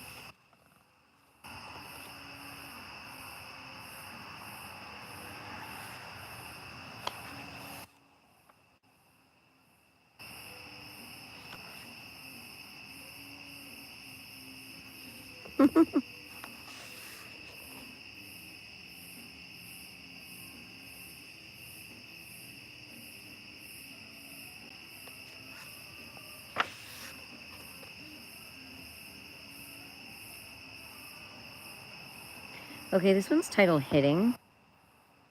I really never know what I'm getting myself into when I read a Shel Silverstein poem. Because sometimes it's sarcasm, sometimes it's serious. I never really know. I have to just try to figure out how to put this where it's not crooked. Okay. So this one's titled Hitting. Use a log to hit a hog. Use a twig to hit a pig. Use a rake to hit a snake. Use a swatter to hit an otter. Use a ski to hit a bee. And use a feather when you hit me. Okay. I'll never read that one again. Although I did pick up a goose feather today. Domesticated goose. Pretty feather she had everywhere. She also had a lot to say today. She was noisy. That's okay. Okay, this one's titled Catching. I tried to catch a cold as he went running past on a damp and chilly afternoon in autumn. I tried to catch a cold, but he skittered by so fast that I missed him, but I'm glad to hear you caught him. I never wish a cold on somebody. Oh, they're obnoxious. Oh, I don't like this one either.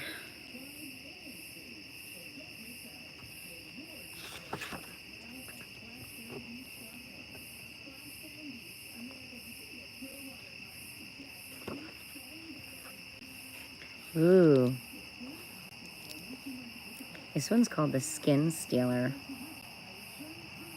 This evening I unzipped my skin and carefully unscrewed my head, exactly as I always do when I prepare myself for bed.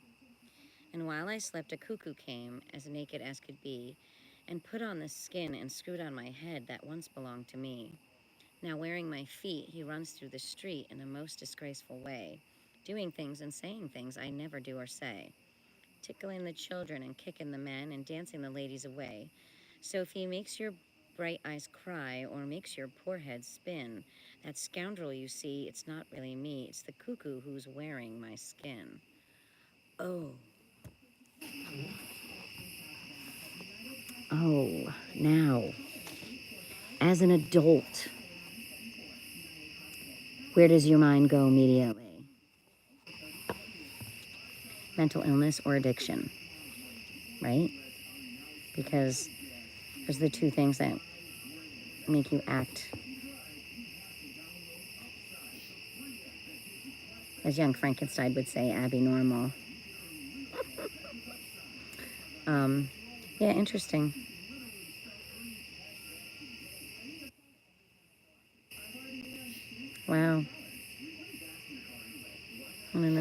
make of that one. But since there's nobody here to discuss it, I won't. This one's cute. It says Dog's Day. They could have sung me just one song. Oh, it's not cute. It's sad. They could have sung me just one song to kind of sort of celebrate, or left a present on the lawn, a juicy bone or piece of steak. Instead of just a candle on, this lump of dog food on my plate, and no one cares when a dog was born, and this ain't much of a birthday cake. I don't know. I know people who go all out for their dog's birthdays. Mine are all winter babies. January, February, right?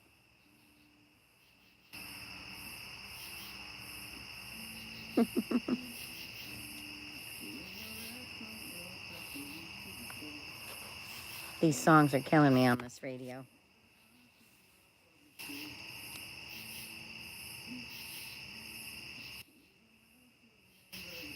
I don't know if you can hear it.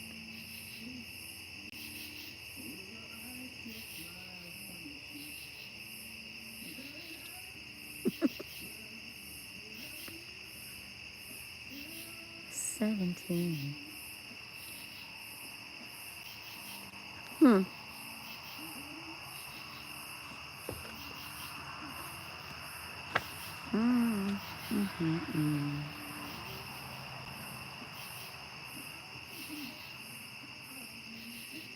Okay, this one's titled Frozen Dream.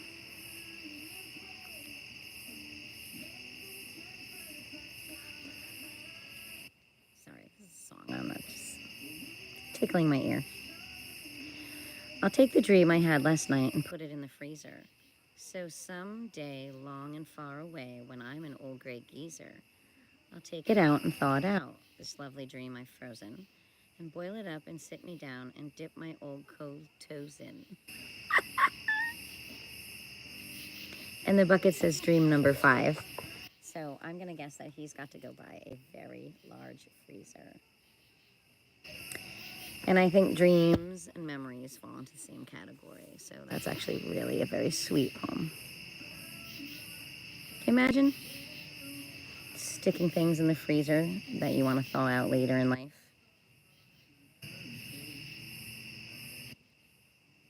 I think I'd have a couple of things in my freezer.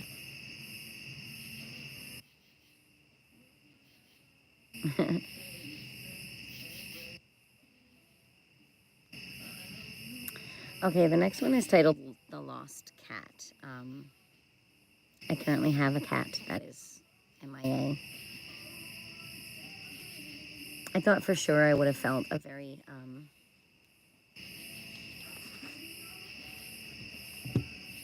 very strong physical response to him being dead. But I don't know that he's dead. I think that he may have been unfortunately used as a tactic to scare me or to intimidate me. And I don't know how people can use creatures of any kind to establish power. It's wrong. But I'm not grieving him at all. And I know my system, and I thought for sure I would have felt him gone. I think somebody has him captive, to be honest with you. He's a really sweet boy. And he's young. He's only 4. Who knows? Maybe he'll come back. In the meantime, I'll just read the poem.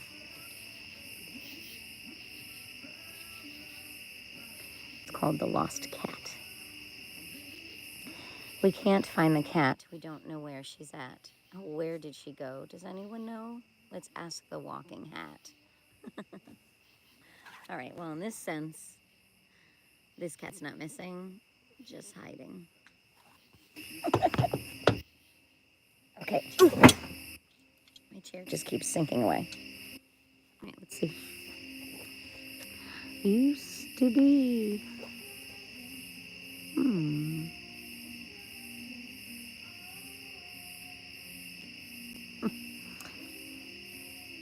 This one's called God's Wheel. Keep in mind, this is not a channel that discusses religion. These are Shel Silverstein poems. And they come from his Lay in the Attic, in case you're wondering.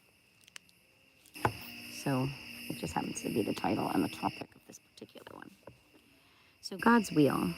God says to me with kind of a smile, "Hey, how would you like to be God for a while and steer the world?"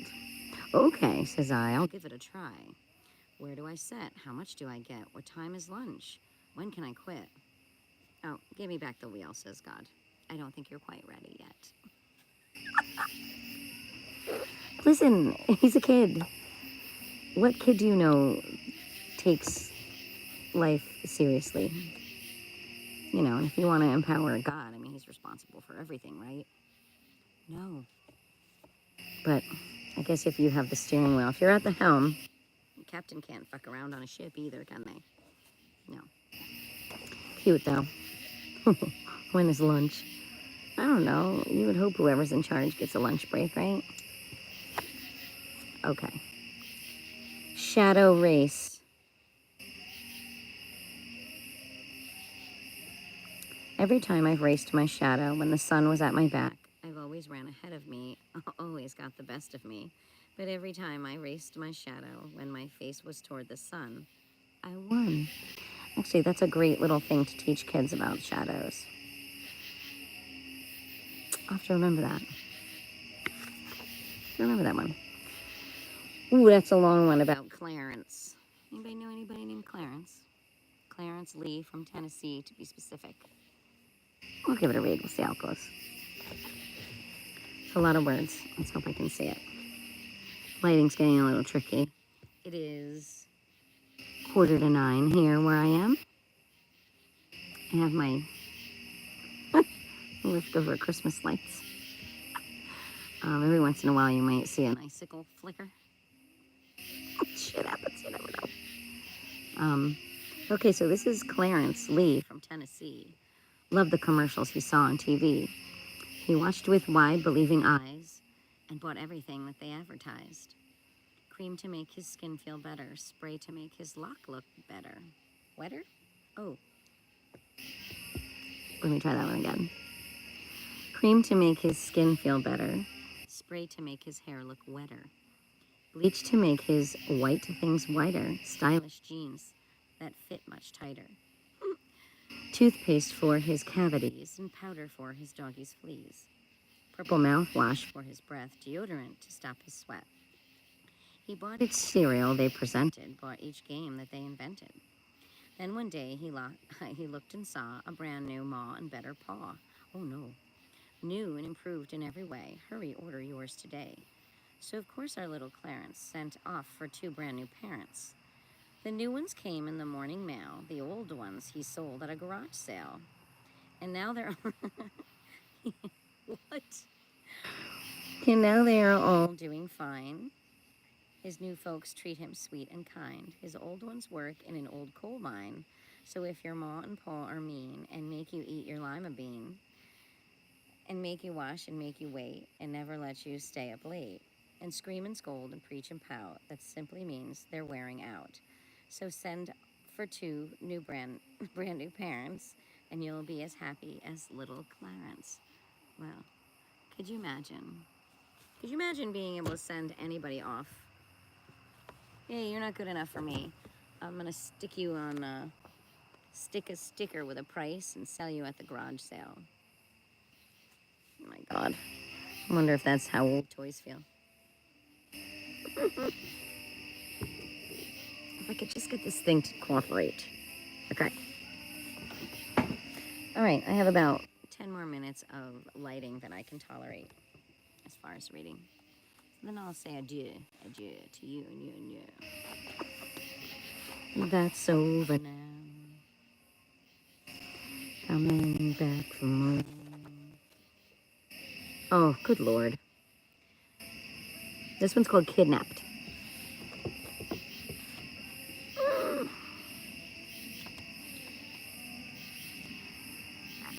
He really, I mean, his poems, his titles, he picks some outlandish, interesting, crazy topics. Puts a funny twist on them, but let's see how this goes. I believe these were written in, I want to say, 70s, 80s. I think that's when he wrote most of his good poetry. Like I said, I don't know. Don't quote me. All right, so I'm going to go ahead and read Kidnapped. This morning I got kidnapped by 3 masked men. They stopped me on the sidewalk and offered me some candy. And when I wouldn't take it, they grabbed me by the collar and pinned my arms behind me and shoved me in the back seat of this big black limousine, tied my hands behind my back with sharp and rusty wire. Then they put a blindfold on me so I couldn't see where they took me, and plugged up my ears with cotton so I couldn't hear their voices, and drove for 20 miles, or at least for 20 minutes, then dragged me from the car down to some cold and moldy basement, where they stuck me in a corner and went off to get the ransom, leaving one of them to guard me with a shotgun pointed at me, tied up sitting on a stool. That's why I'm late for school. Wow. He really took that way farther than he needed to go. It sounded like your average, I don't know. But could you imagine using that as your excuse to get out of school? This is how it happens, right?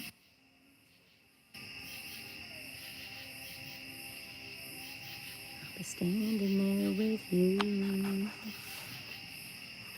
Okay, yeah. Like I said, some of his poetry is just unnerving.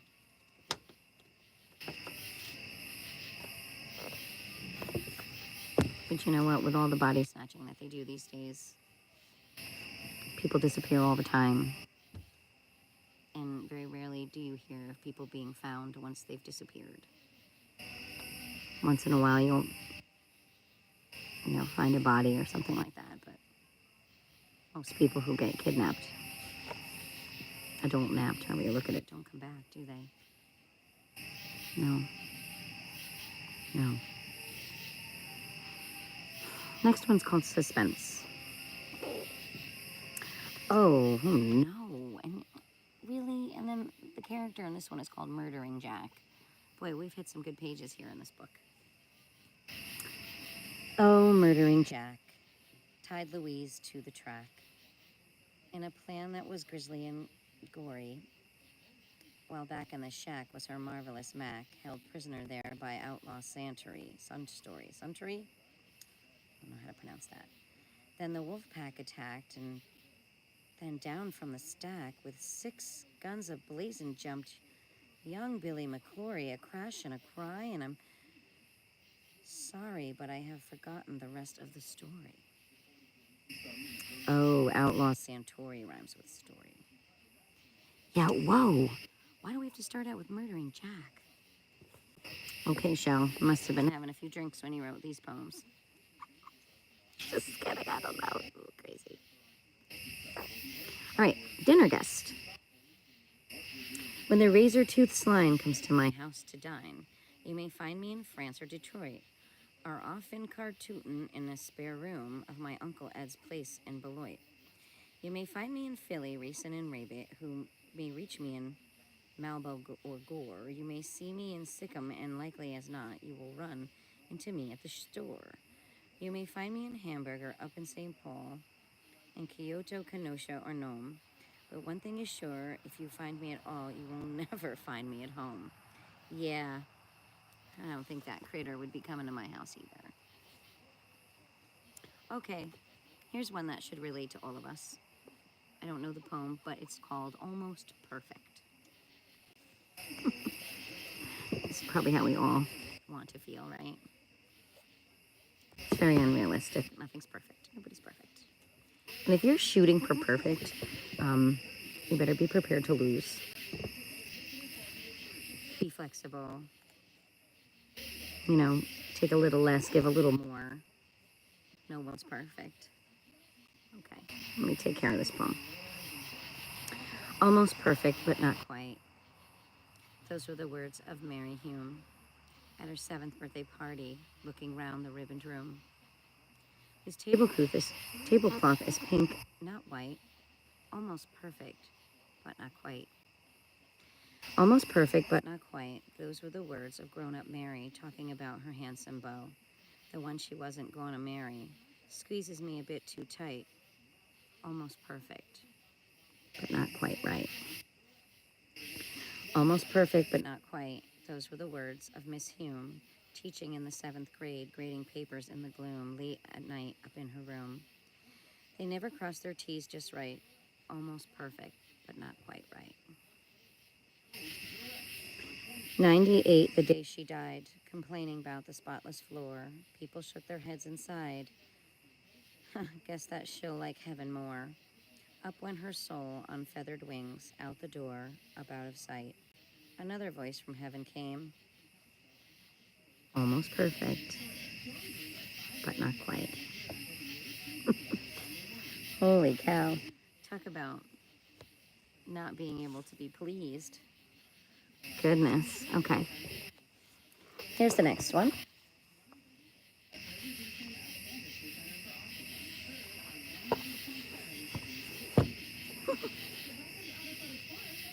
In search of Cinderella. From dusk to dawn, from town to town, without a single clue, I seek the tender, slender foot to fit this crystal shoe.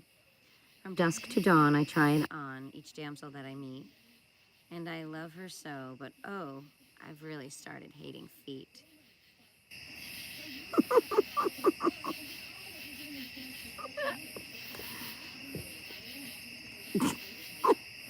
I can't. The almost perfect one was kind of sad. Okay. All right, we're going to do this one next. The Oak and the Rose.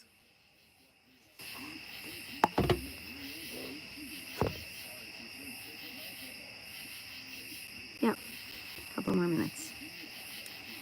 So an oak tree and a rose bush grew, young and green together, talking the talk of growing things, wind, water, and weather. And while the rose bush sweetly bloomed, the oak tree grew so high that now it spoke of newer things, eagles, mountain peaks, and sky. I guess you think you're pretty great, the rose was heard to cry, screaming as loud as it possibly could to the treetop in the sky. And you have no time for flower talk, now that you've grown so tall. It's not so much that I've grown, said the tree, it's just that you've stayed so small. Okay. This to me is about moving on from friendships. It's okay to outgrow situations and people in those situations. It's okay to outgrow jobs. It's okay to outgrow a mindset that you had. I feel like it's neither of their faults. An oak tree is meant to grow super tall, and a rose bush is meant to be somewhat small. But they've both been set to take on their path in life. Maybe they were close in school when they were younger, but it doesn't mean you stay best friends. It doesn't mean that you even can relate. Clearly, they have different loves and different observations of life. Not everybody takes the same path. And just because in your eyes they look small, it doesn't mean they want to be tall. You know what I'm saying? So I think here's a poem that just makes you realize things in life are going to change. The where, the what, the who, the when is happening, whether you want it to or not. Time doesn't stop for anyone. And like the young man who I was chatting with earlier says he likes to sing. It's his passion. He needs to stop being a rose bush and become an oak tree. Just saying. I don't know. I think there's some days I'd want to be a tree. And then there's other days where I'd prefer to be a rose. So maybe it's good to have friends of all different shapes and sizes and experiences, so you don't feel locked down and that you need to escape or outgrow anything. Grow sideways. There's so many different directions you can go. And don't ever look at it as a competition. Just grow.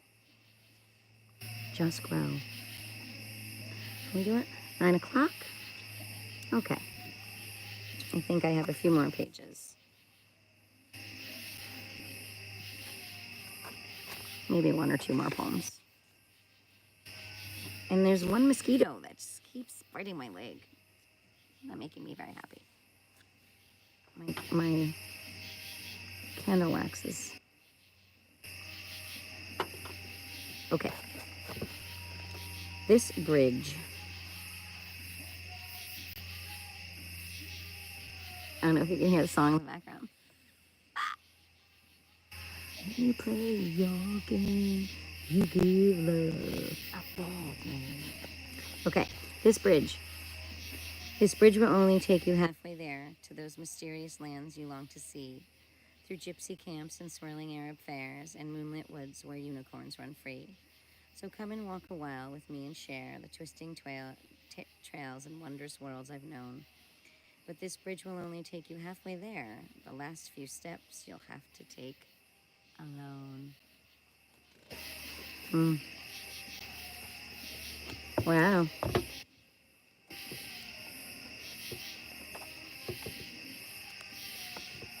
Wow.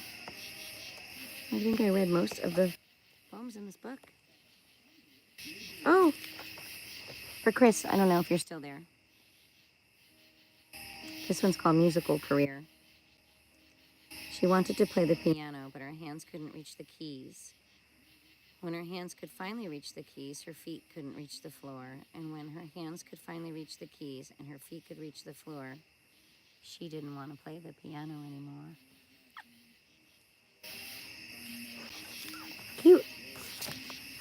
Anyway, that was my air share for today.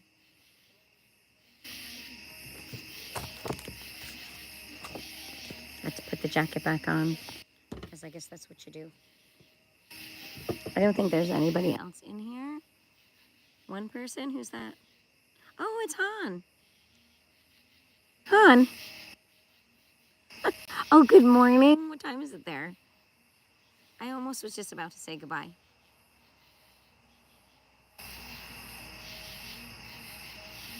It's 9 o'clock p.m. here. Good morning. How are you? It's been a day or two, right? Maybe one day. How's it going? I think you're the only one in here, so.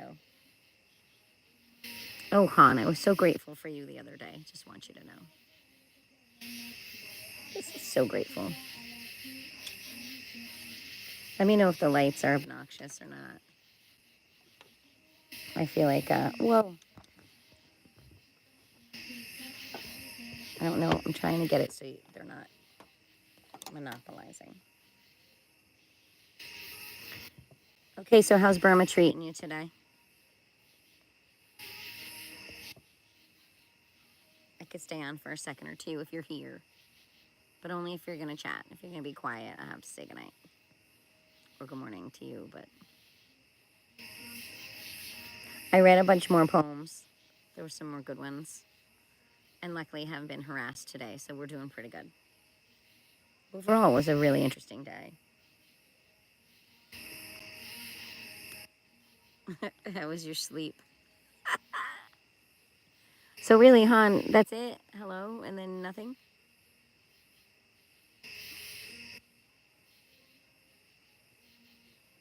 Bummer. Thought we would have had a chat.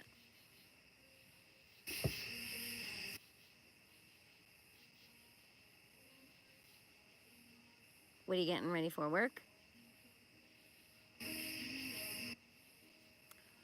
Well, it's Friday. No, it's Saturday there by you? Do you work on Saturday? What are you doing? Nobody knows. Han, I can't read your mind from here. You have to participate. Can you participate? It'd be great if you could participate a little.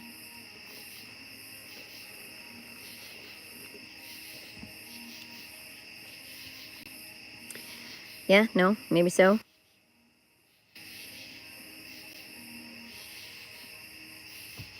Any thoughts from the other two people in the room?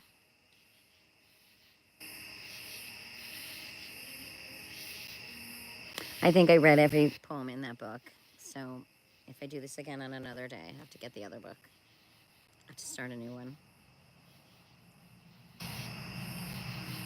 And there were lots of funny coinkydinks again, Han. I don't know if you remember, but there were a couple more clinky dinks. You know how it is. So, no. Nothing to say, just hello.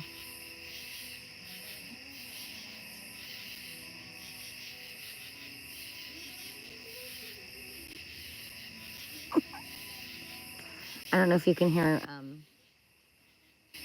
there's some beautiful sounds right now.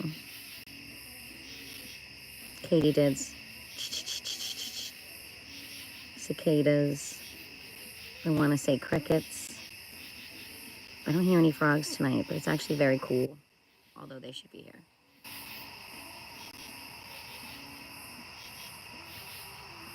I don't know. This candle's doing pretty good keeping the mosquitoes away from the top half, but there's one under the table that just keeps getting me. So, what's everybody else doing on this beautiful Friday evening?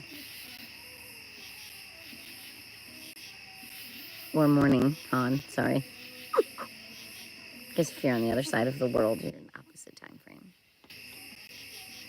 You know, hopefully you're having a good morning there too.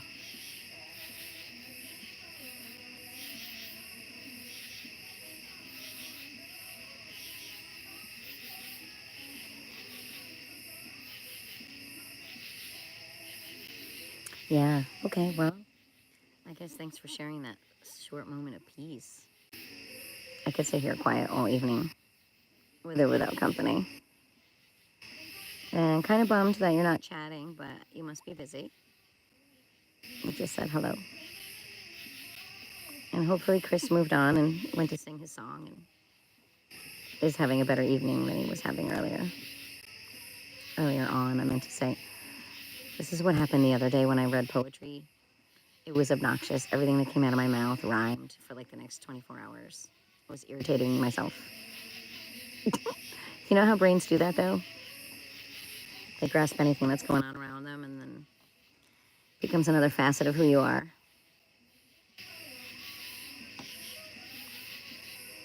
Okay, Han.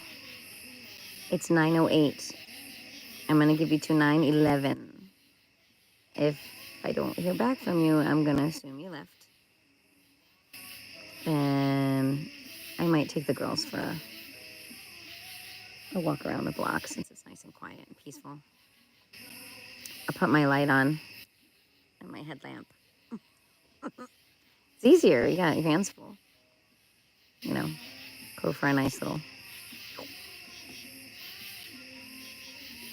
You know, I don't usually run into other people walking at night, so that's another reason why I like to take them when it's dark. They can still see and hear and smell everything that I can't. So it works for them. I guess dogs can see at night, night vision. We suck. People can't do what dogs can do. But okay. And anybody else who's in here, nobody's up for swapping words, so. I read all my poems for today. If anybody has any requests of topics or, you know, I was going to start something, but I have to wait till I get control of the other channel that somebody else has in my name before I actually make a legitimate second channel with a second purpose. I think this one is just going to be a goofy off spin of my shorts and stuff that I'm having a blast making. Gives me an excuse to listen to music, all different kinds of music, and focus on lyrics and meaning. Like, who doesn't want to do that? Like, do you understand why there's a group of people on this planet whose life revolves around being creative? You have those people who have those important jobs that have to do with practical life and, you know, like banking. That's a perfect example. But then you have your artists, your musicians, your dancers. You have those people who use expression as their job. Like, what a life. not to say that a banker can't be happy, but to be able to express yourself all day long, every day, and people come to, I guess, maybe live vicariously through you or simply be entertained. It's pretty fucking awesome. In my next life, I don't know what I'm gonna do, but I'm gonna do something different. Even though I loved my job for a really long time. Loved what I did for a living. But I think I'll come back and do something different. I'll be a little bit more, I will walk the hell away from my family a lot sooner in life than I will do. No offense. Don't take it the wrong way. It's just, some people can set you up to be stuck. It's very bizarre. I'm not exactly sure how I'm going to deal with it, but I'm working on it. I'm working on it. Okay, so there are 3 people in here. Any particular reason why you're not saying anything or letting me know you're there? Because I'm going to feel bad if I hit the X. That, like, you know, nobody cares. This world is turning into. It's turning into a big kitchen table full of people who have no manners and who aren't even willing to help cook. So keep being creative. Oh, hey, guy with the guitar. Where did you come from? Oh, I can't be interesting like you are. This guy here, guy with the guitar, you're delightful.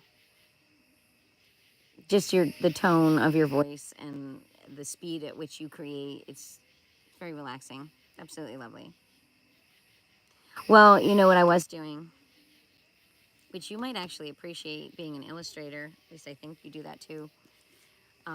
I've been reading from Shel Silverstein and then kind of like taking the poem and creating conversation based on what the meaning is, the adult meaning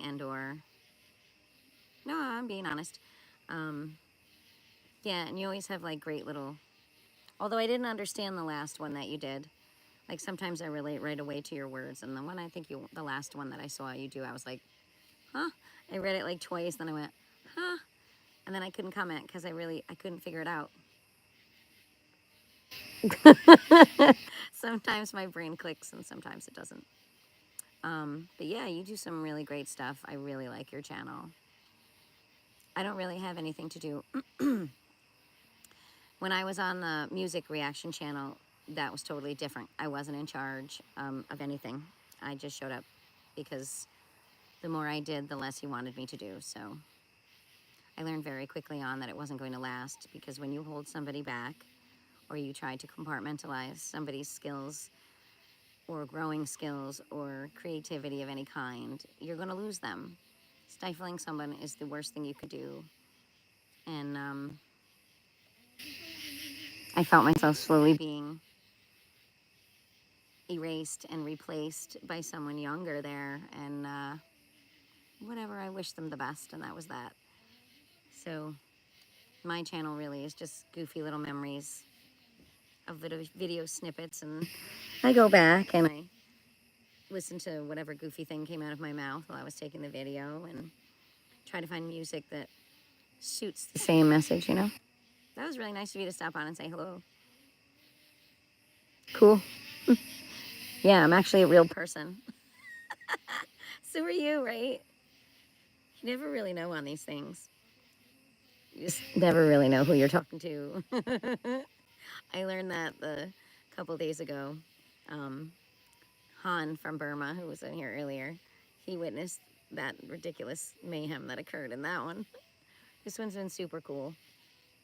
It's a really nice evening here, so I thought I'd sit outside. It's not even hot anymore, at least not today anymore. And I have a really stinky candle. I hate candles. I don't really like them in the house, but out here they're perfect to keep mosquitoes away, you know? Cheers. Where are you? Are you in the United States? You don't have to tell me specifically. I just kind of was generally wondering where you were from. Yes, you are. Oh. Okay, cool. Always been? Oh, Texas. It's hot there, isn't it? I know I had family who moved to Texas. They all came back with crew cuts. Even the girls all had like pixie cuts because they said it was just too fucking hot for hair.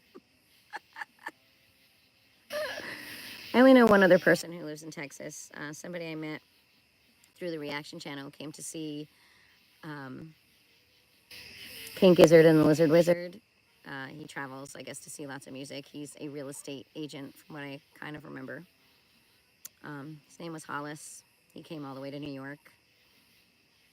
We met him. He used to, I guess, watch our channel for a little bit. What's that? Oh, what happened the other day? Well, you could you could watch it and see. I didn't take it down because I'm 100% okay with it. 100%. I don't quite understand why the other party decided to participate in the way that they did. It was foolish of them, and it'll only help me in the long run. But I don't know. But yeah, how is that? How is it there in Texas? I don't know. Yeah, I'm way on the East Coast. You're kind of right dab smack in the middle. Kim, hi. Didn't mean to answer you with such like a negative tone, but not something I care to reiterate. But it's available. It's a very long bizarro, but it lasted like 5 hours. You would have never known. Oh, warm. That's good.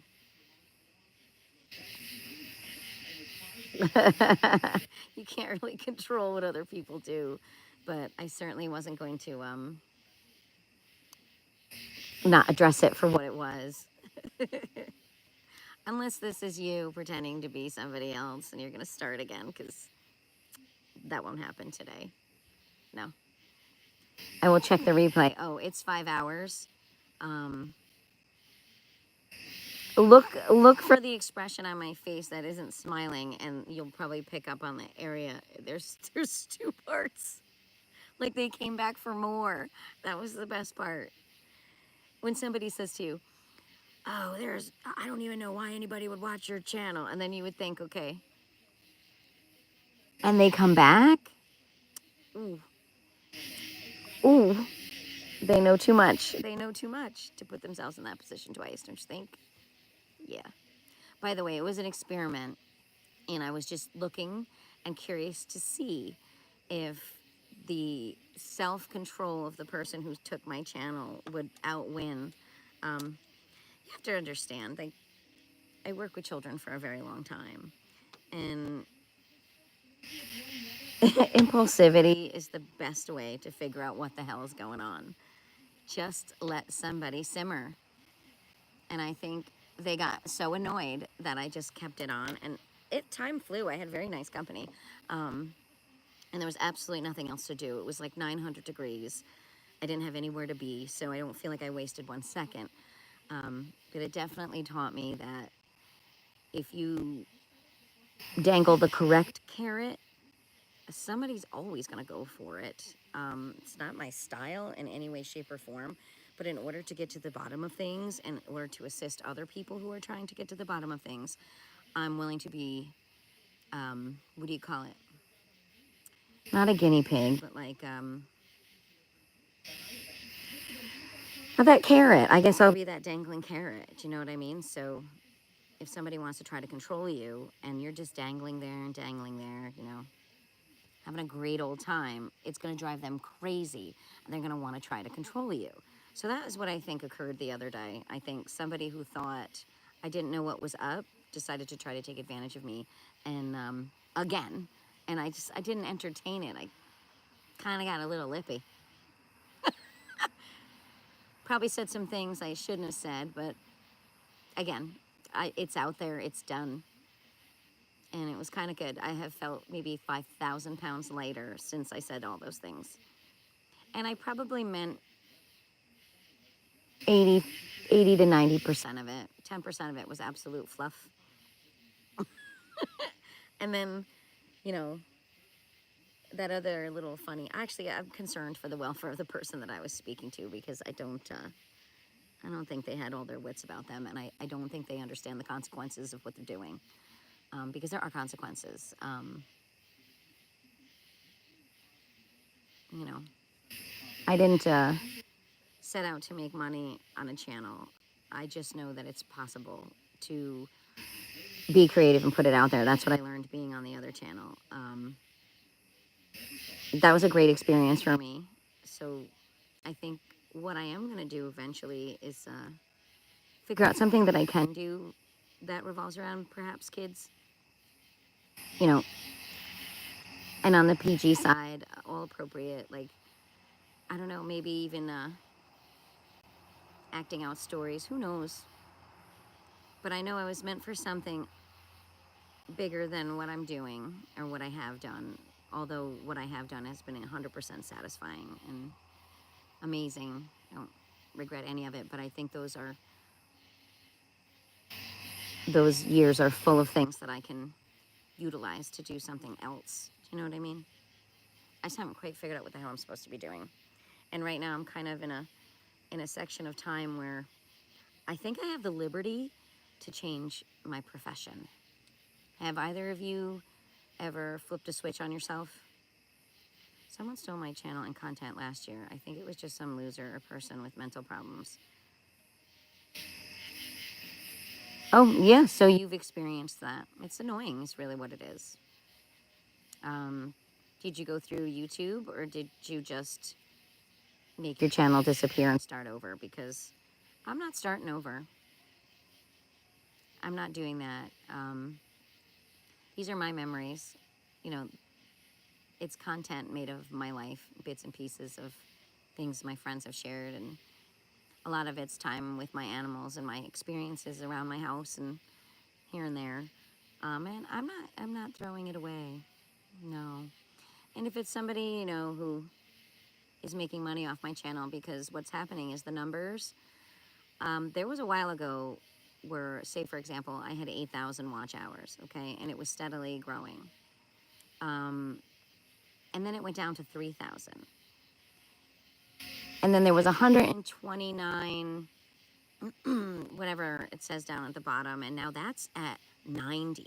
Like, when you do something and you put more on, and oh, I also can't see probably 90% of the likes and the comments. Everything's blocked.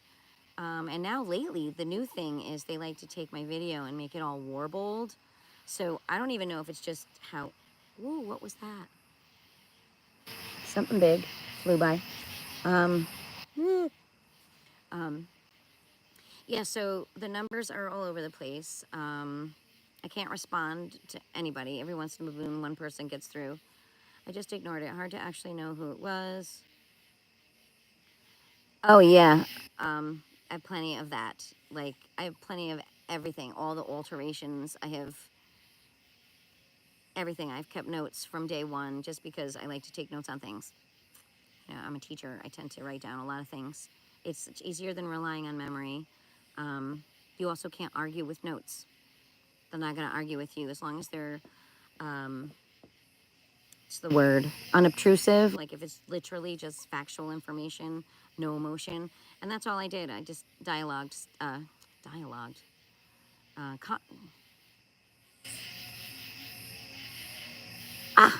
getting three words mixed up. Just, I logged a bunch of stuff. Evidence. Oh, well, the conversation that went on, literally, they kept referring to it as my channel. Like, not me, theirs, as in pronoun my. And it got a little crazy. And the connections between the people that are involved that they also brought up, pretending to be somebody else, pretending to be two other people in the conversation alone, admitting to being trying to be these other people. Then this person even claimed the original person who she was pretending to be, the owner of that channel. So they just got so squirrely that I really had a very hard time. But I'm going to tell you what, she's candidate. She was on the list. She was on the list because I didn't care for a comment she threw at me. Just completely out of line. You know, people think they know you and they don't. But and she's connected to someone else, and I have a feeling that it's someone in Australia, but it's someone connected to someone here who knows me. This isn't a stranger. These are people I know. Like, not the person I was talking to the other day. I'll keep my distance from that person because I don't care for being called rude names that I definitely am not. Oh no, it's a European hornet. I've had my experiences with those. They're attracted to the bugs that come to lights, but they do sting. They're huge. If he's big. You might see me swat him, even though I don't like to kill things. They hurt. Anyways, evidence of who stole. What? Yeah. So, what did you give YouTube? Because I gave them ample screenshots, you name it, documented information. And the thing is, timestamps, all those kinds of little things. And I don't know how you would explain what's going on with the numbers and whatnot. Like, I know I'm not seeing exactly what my channel is doing. I know that somebody is hiding things from me. I know that whoever has the second channel is making money off of ads and things that are running. They're probably in the whatchamacallit program that I'm not in, but they're pretending to be me. It's happening all around in my life, actually, Kim.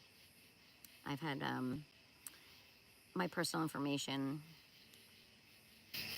misconstrued in all sorts of areas of my life right now, and I'm dealing with that. Ooh, he came close. Ooh, he's really big.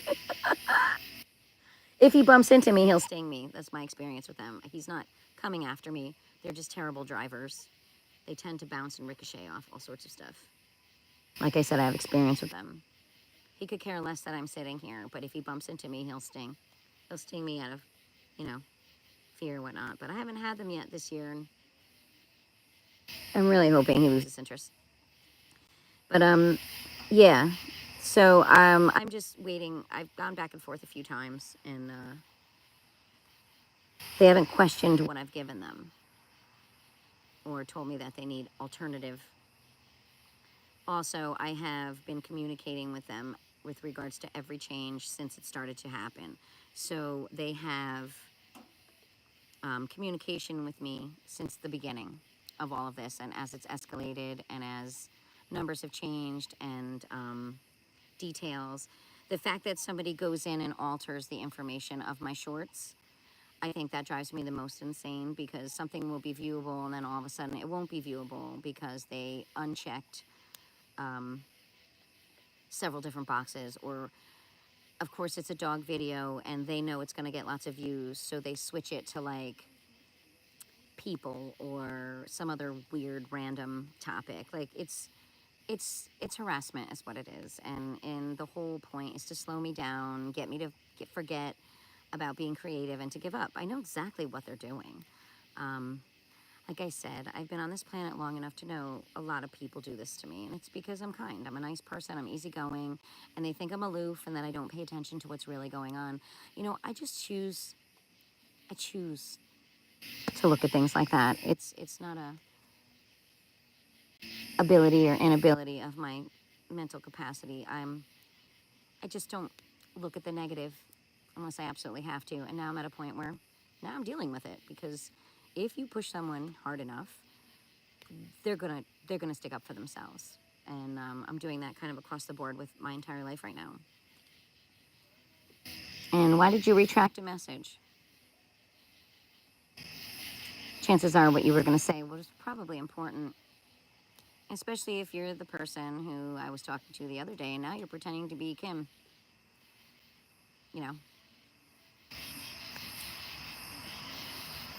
I mean, hey, what are you going to do, right?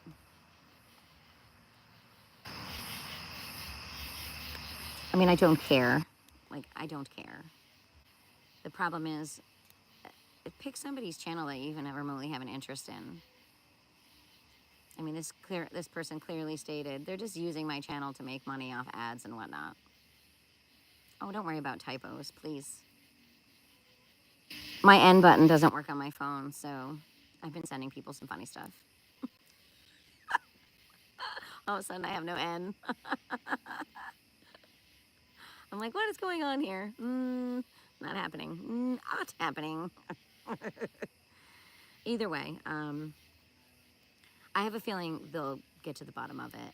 And then I have a feeling that there's going to be some people who really won't like me because they're going to have real consequences for these choices. Listen, trying to sabotage somebody, that's really a reflection of how you feel about yourself. Like, it is not a reflection of me. Um, and even the other channel that I was on, it's a fantastic channel. Like, the purpose of it, fantastic. And I think, the stuff that we did on there, um, it was absolutely fun. And I got to learn about new bands and music around the world that I listen to still.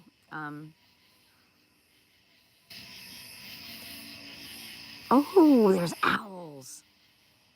I have to go turn the radio off because if you can hear, this is so cool. Give me 2 seconds. I'm gonna go turn that off. Girls, the owls are blind.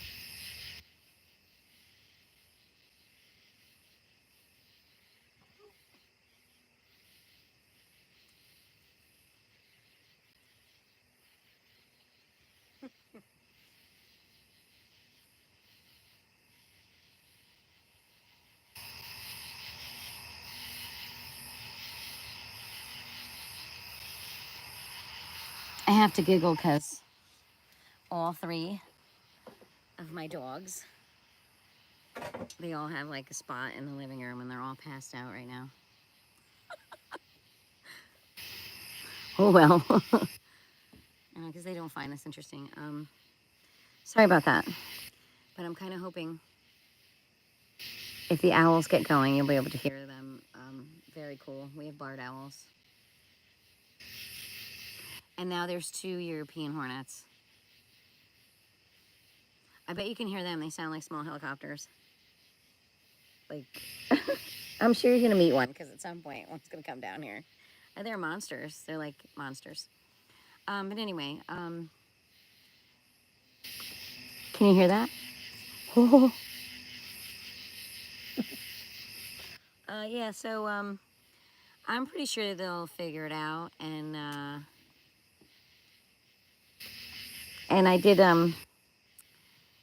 make a note and shared all that crazy live stuff to other areas so that I can, if I need to, send that into them too. I'm not afraid to stick up for myself. I mean, I'm at a point in my life where I absolutely know the difference between right or wrong. And I really appreciate it when the people I spend my time and energy on also know the difference between right or wrong. And these people who have gotten a habit of doing things that aren't so nice, I'm not going to look away. I'm sorry. I've come too far in life to hand over something that means something to me to somebody who doesn't. And yes, that may sound selfish, but it's about time. It's about time I did something selfish. I haven't done that really ever in my life. And I'm going to do it now. And it might piss off a lot of people. And here's the thing, though. Just stop being a jerk. Whoa. Yeah. Hey, Rowie. I don't think you want to come out here. Look, you're going to get stung by one of these and it's going to really hurt. Come here. Oh, great. See, I had to go wake 2 of them up. This one likes to eat bees, but she's not going anywhere near this hornet. Holy crap. Can you hear them? Go inside. Go. Wow, I hope one comes down here just so you can see that I'm not imagining things. So anyway, how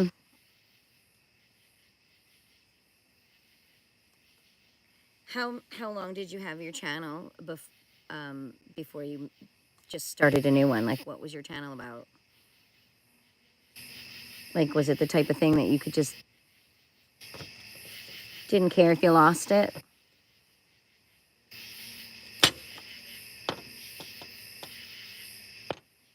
Because I do care, and I'm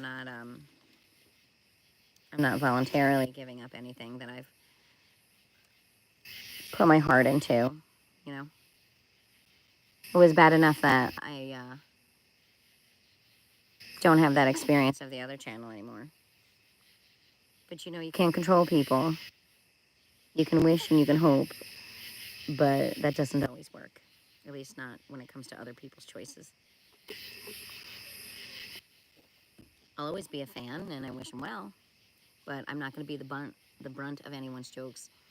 But what was really cool, I did get a communication 2 years, like a personal vlog, and you just let it go.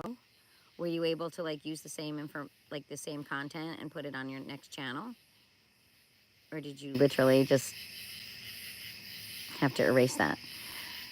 But I commented on something and the person was like, oh, I watched you on such and such. And I was like, yep, that was me. It was kind of cool because it was a total positive exchange. And I was like, see, there's one person I didn't hurt, you know? But that made me really happy. You know, that was good. Good enough for me. 2 years, yeah. No, I don't know how you did it. Yeah, see, no. I'm not doing that. That's like going to college for 3 years and then having them say, well, every class that you took those 3 years, you're going to have to take those classes over again. Oh, yeah, and you're also going to have to pay for them. Hell no. Content. I started new content. Well, more power to you. I can't do that. This channel that was taken will be returned. YouTube's been pretty good about it. So, and then if I have to go through other authorities, I can also use the FBI for that. They have a whole section on, you know, hacking and this, that, and the other. So that's my next route. And I will not stop until I get it back. And I'm sure any penny that they made, I told her to buy a soul. I said, take whatever money you made and buy a soul. It's really not about the money at all, even if it's a lot of money. I don't care. I didn't invite anybody to take my stuff. What the heck was that? Jeez Louise. But yeah, no. No, this is more of a I'd rather the content over anything else. I won't accept an apology because they're not sorry. They're just sorry they're getting caught. So those kind of apologies don't make any sense. Maybe they can start over. I don't recommend they steal from anybody else though, but they can start over. I encourage this person to figure out something they can do so they can legitimately make their own fucking money.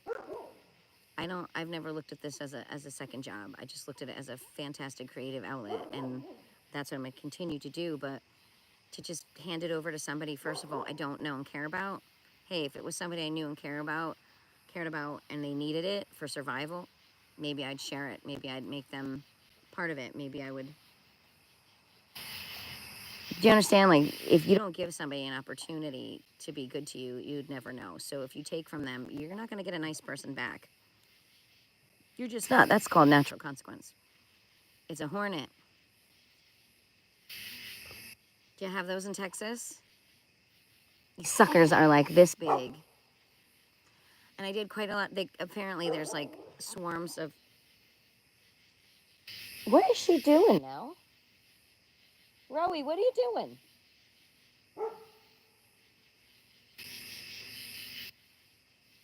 But now there's 1, 2, 3 of them flying around my lights. And it sounds like 2 yards over somebody with a weed whacker. That's how loud they are. You'll see. I'm hoping maybe one will come around. I'll try to stay calm. If it comes near me, I'll try to stay calm. But like I said, if they bump into me or ricochet, sometimes they'll sting, just out of like, you know. Yes, I've been stung by them before. It hurts like a. It hurts. It's like it's a hornet, so hornets don't sting lately. I know they'll go away. They'll go back to their swarm when I turn off my lights. I think it might be too. Have any gone past me that have you seen? Because my God, they're so loud. I feel like I'm being invaded. But anyway, yeah, no, more power to you, Kim. I'm not tolerating what's happening because I didn't even have an opportunity to do something with my channel before somebody took it, which tells me, again, it started many, many months ago, and it's somebody that I know who's involved. It isn't a stranger. There are just some things that I know. And in conversation with the person who got on 2 days ago or whatever, and the level at which their facts were all over the place, I can't. Like, no. It wasn't even, what you say? I try to understand by watch your replay. It's confusing to me. The honeybee said he was Black Hole's son, but you said he was bad because he plays Fortnite. Who was it that took your channel? Oh, good Lord. Is this honeybee? I didn't say anything about Fortnite that was negative. That was Han. Han made the comment about being a kid. I do know a lot of kids who play Fortnite, but I guess that's who I'm talking to, right? Are we back? Are you back? Because I'm not doing this with you again. And there's 3 people, I think, that are involved. I'm pretty sure there's more than one person making money off of me right now. I've been exploited in several different areas of my life, and I'm dealing with all of them all at once, like one big fucking snowball. And I don't normally swear, but like, God, when it rains, it monsoons. Like, these aren't puddles, these are lakes. Instead of sprinkles, it's like the chocolate coating that hardens outside of an ice cream cone. Like, if they bothered to look into what was going on in the rest of my life, they might have given me some time before they attacked me here. The problem is I'm on high alert and I'm not taking anybody's crap. I'm really not. Life is too short.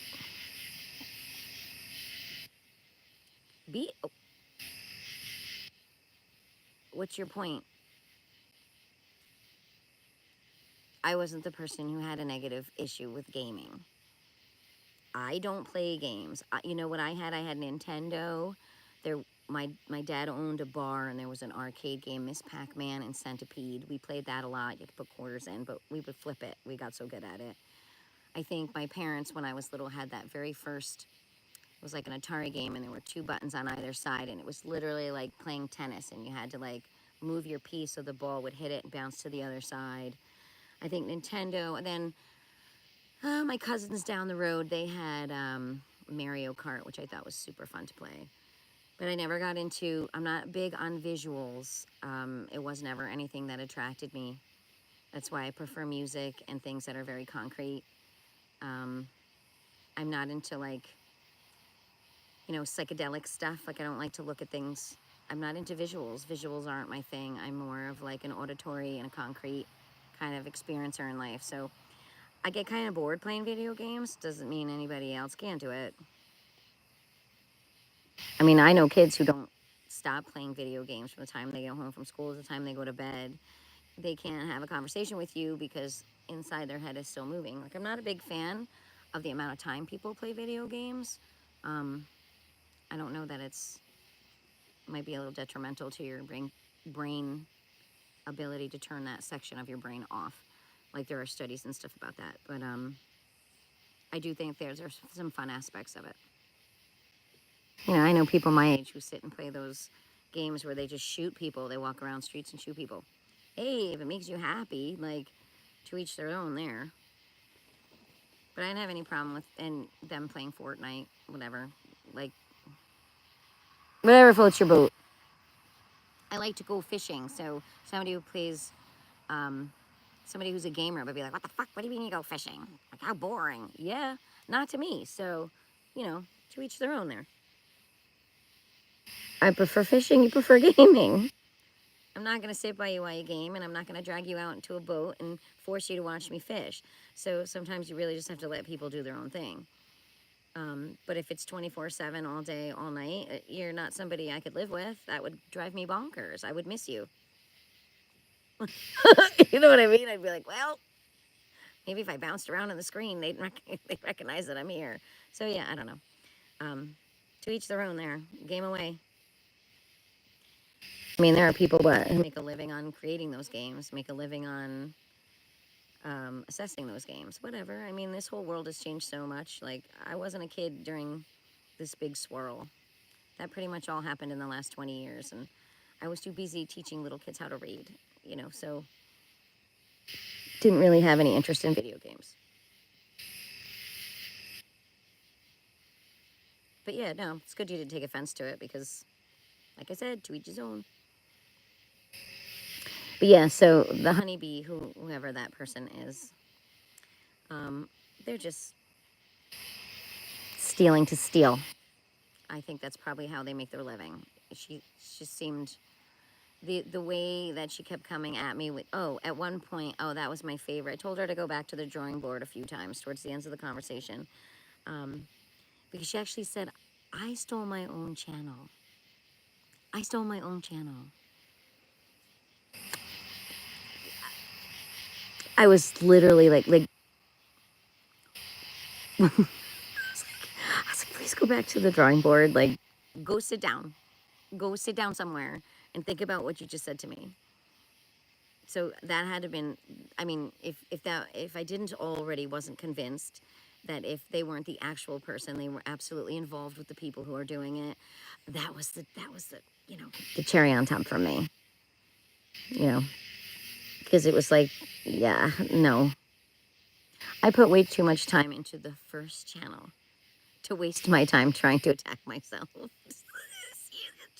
That just seems crazy. And if that were the case, I'd be making money already, and I'd probably like myself more. Like, I don't think I'd be fighting with myself about it. I'd be like, oh, good job. Want to share? Okay. Hey, we're both neighborsue. Well, there's only one of me out there.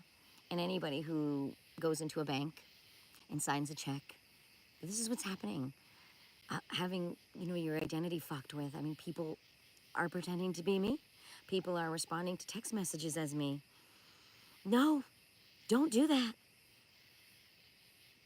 You know, I'm sure I've lost a lot of people in my life because of these types of people. And you know what? What are you going to do about it? I think she said that she has more than one account.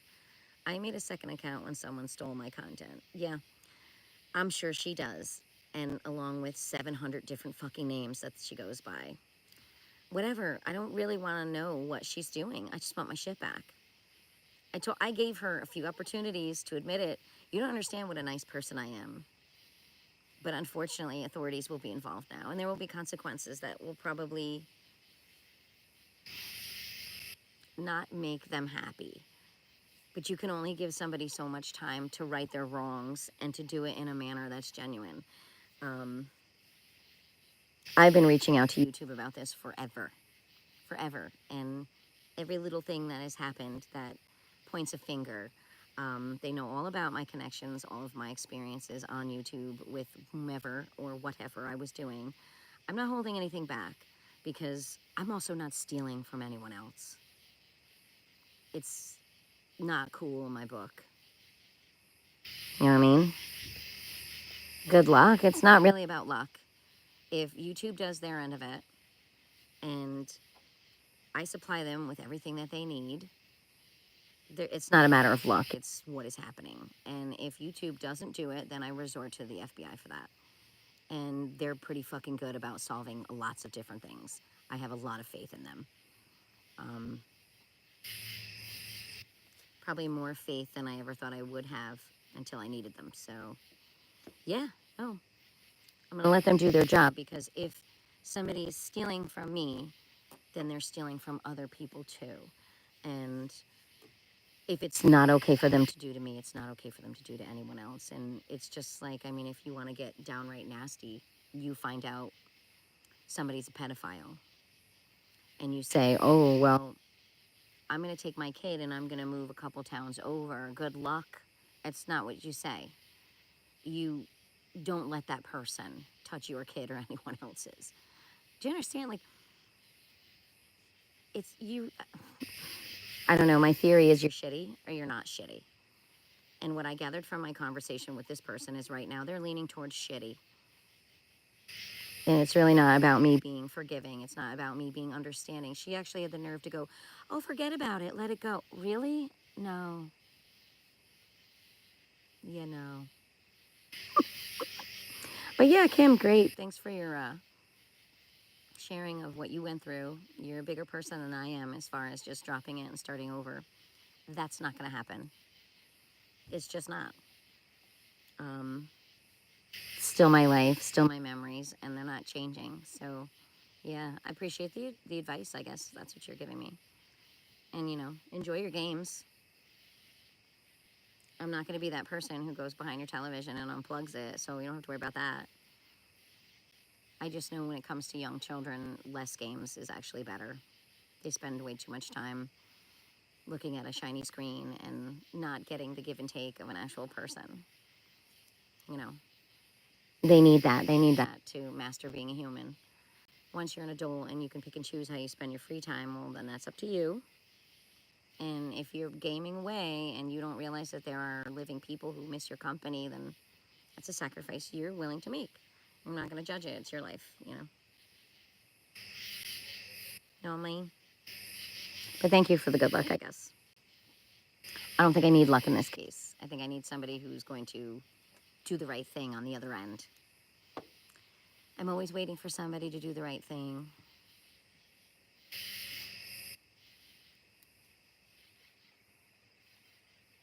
Luckily, I'm such a patient person. But yeah,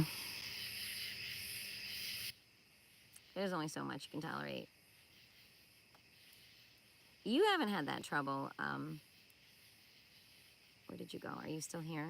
My Texan friend, guy with the guitar. You don't have that trouble, do you?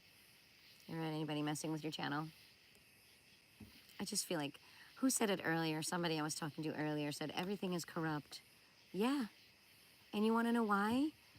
Because people who are involved in all the corruption make money. It's all about money. I don't care how you look at it. And, you know, I quote Ren, money makes the world go around. I mean, it does. But you have to want the good stuff too. I mean, I'm pretty sure the world would still go around without all this fucking corruption, to be honest with you. Like, I think it's overkill. It's just like, here, let's hire them just so we can steal from them. Like, that's how I feel like there's really very little genuinity anymore. I mean, in most of the experiences that, oh, how come? Really? So whoever it is clearly watching again because they froze the chat. This is what I mean. Like, it's clearly somebody who thinks that they're part of my world or can manipulate my world. No, you're just fucking with technical shit. You're not really a part of my world. Like, I don't care how you look at it. And it gets old. The whole stealing of people's shit. That's not a job I think I could do for a very long time. I would get so bored of myself. I would be so empty on the inside. I'd feel so ingenuine. Well, my point is, So, for example, like right now, the chat in that room is frozen. Whatever. I mean, more power to you. I mean, if somebody has to do this kind of shit to feel valuable, I feel bad. Like I said to her, at one point, I wanted to know whether or not something wasn't right, like up here and in here, because you already know something's not right down here if you're stealing from somebody. But for you to try to rationalize as you're pretending to be 3 other people in the conversation, I sincerely expressed that I was concerned about their welfare. And that's like the chat over here. Not here, but over here. They don't control everything. And believe you me, when I'm put in a situation where I can learn things, I do learn. I would never drastically change my lifestyle to appease anyone, but I'm not stupid. Yeah, oh. Yeah. But yeah, you know, hey, more power to them. They're not going to like it when they have a consequence. That's all I have to say. And just like anybody else who grows up as a human being, you should learn about consequence when you're a child. And you should learn then that it's not okay to do those things. And I think some people have missed out on a lot of life lessons when they're younger, and they try to pull this shit off when they're adults, and adults have way bigger consequences than children do. And I'm not afraid to fight for what's mine. I'm all done. I don't need my belly rubbed. I'm not going to roll over and let somebody rub my belly and tell me everything's okay. I'm stealing your shit, and you should still be happy. Who the It was those kind of things that they said to me where I was like, whoa, dude, you're just hoping and praying I don't fucking report anymore. Oh, yeah, and calling me really, like, hurtful names. That's one good way to, you know, it's not going to deter me. You're just going to piss me off and make me fight you more, which means you definitely won't win because I'm not giving up. I don't care how long it takes. And I'll keep making memories, and I'll keep being creative because it feels good. Like my Texan friend there, he's incredibly creative and incredibly talented. I'm lacking the talent part. And everybody's creativity is their own. I don't care to be I don't need to like hit anybody's standards in that capacity either, but that gentleman's actually very talented. So you should check out his channel. You might like it, Kim. But don't steal it, because that's not nice. Yeah. You're right. I love that you went back and read a little bit of it and you immediately got confused, right? Yeah. You should zoom to the end of it. That's where, like, the shit that they were saying was just like, oh, enough already. I don't need any more fucking proof. Like I said, if she's not first person, she's involved second or third person in what's going on. They're all probably all getting a fucking cut. I mean, I know there are videos out there that I was told didn't get anywhere, but they're there. And they're making money off them. In Australia, and maybe even England, and maybe even Texas. The hell, more the merrier, right?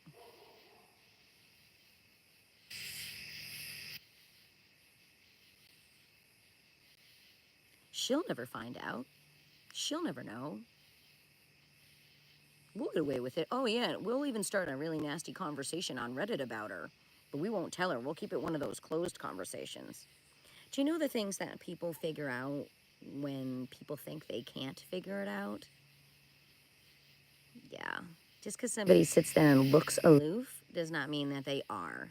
Huge lesson in life. Do not underestimate the people around you. Do not underestimate anyone. Ever. Ever. Because it will become your loss.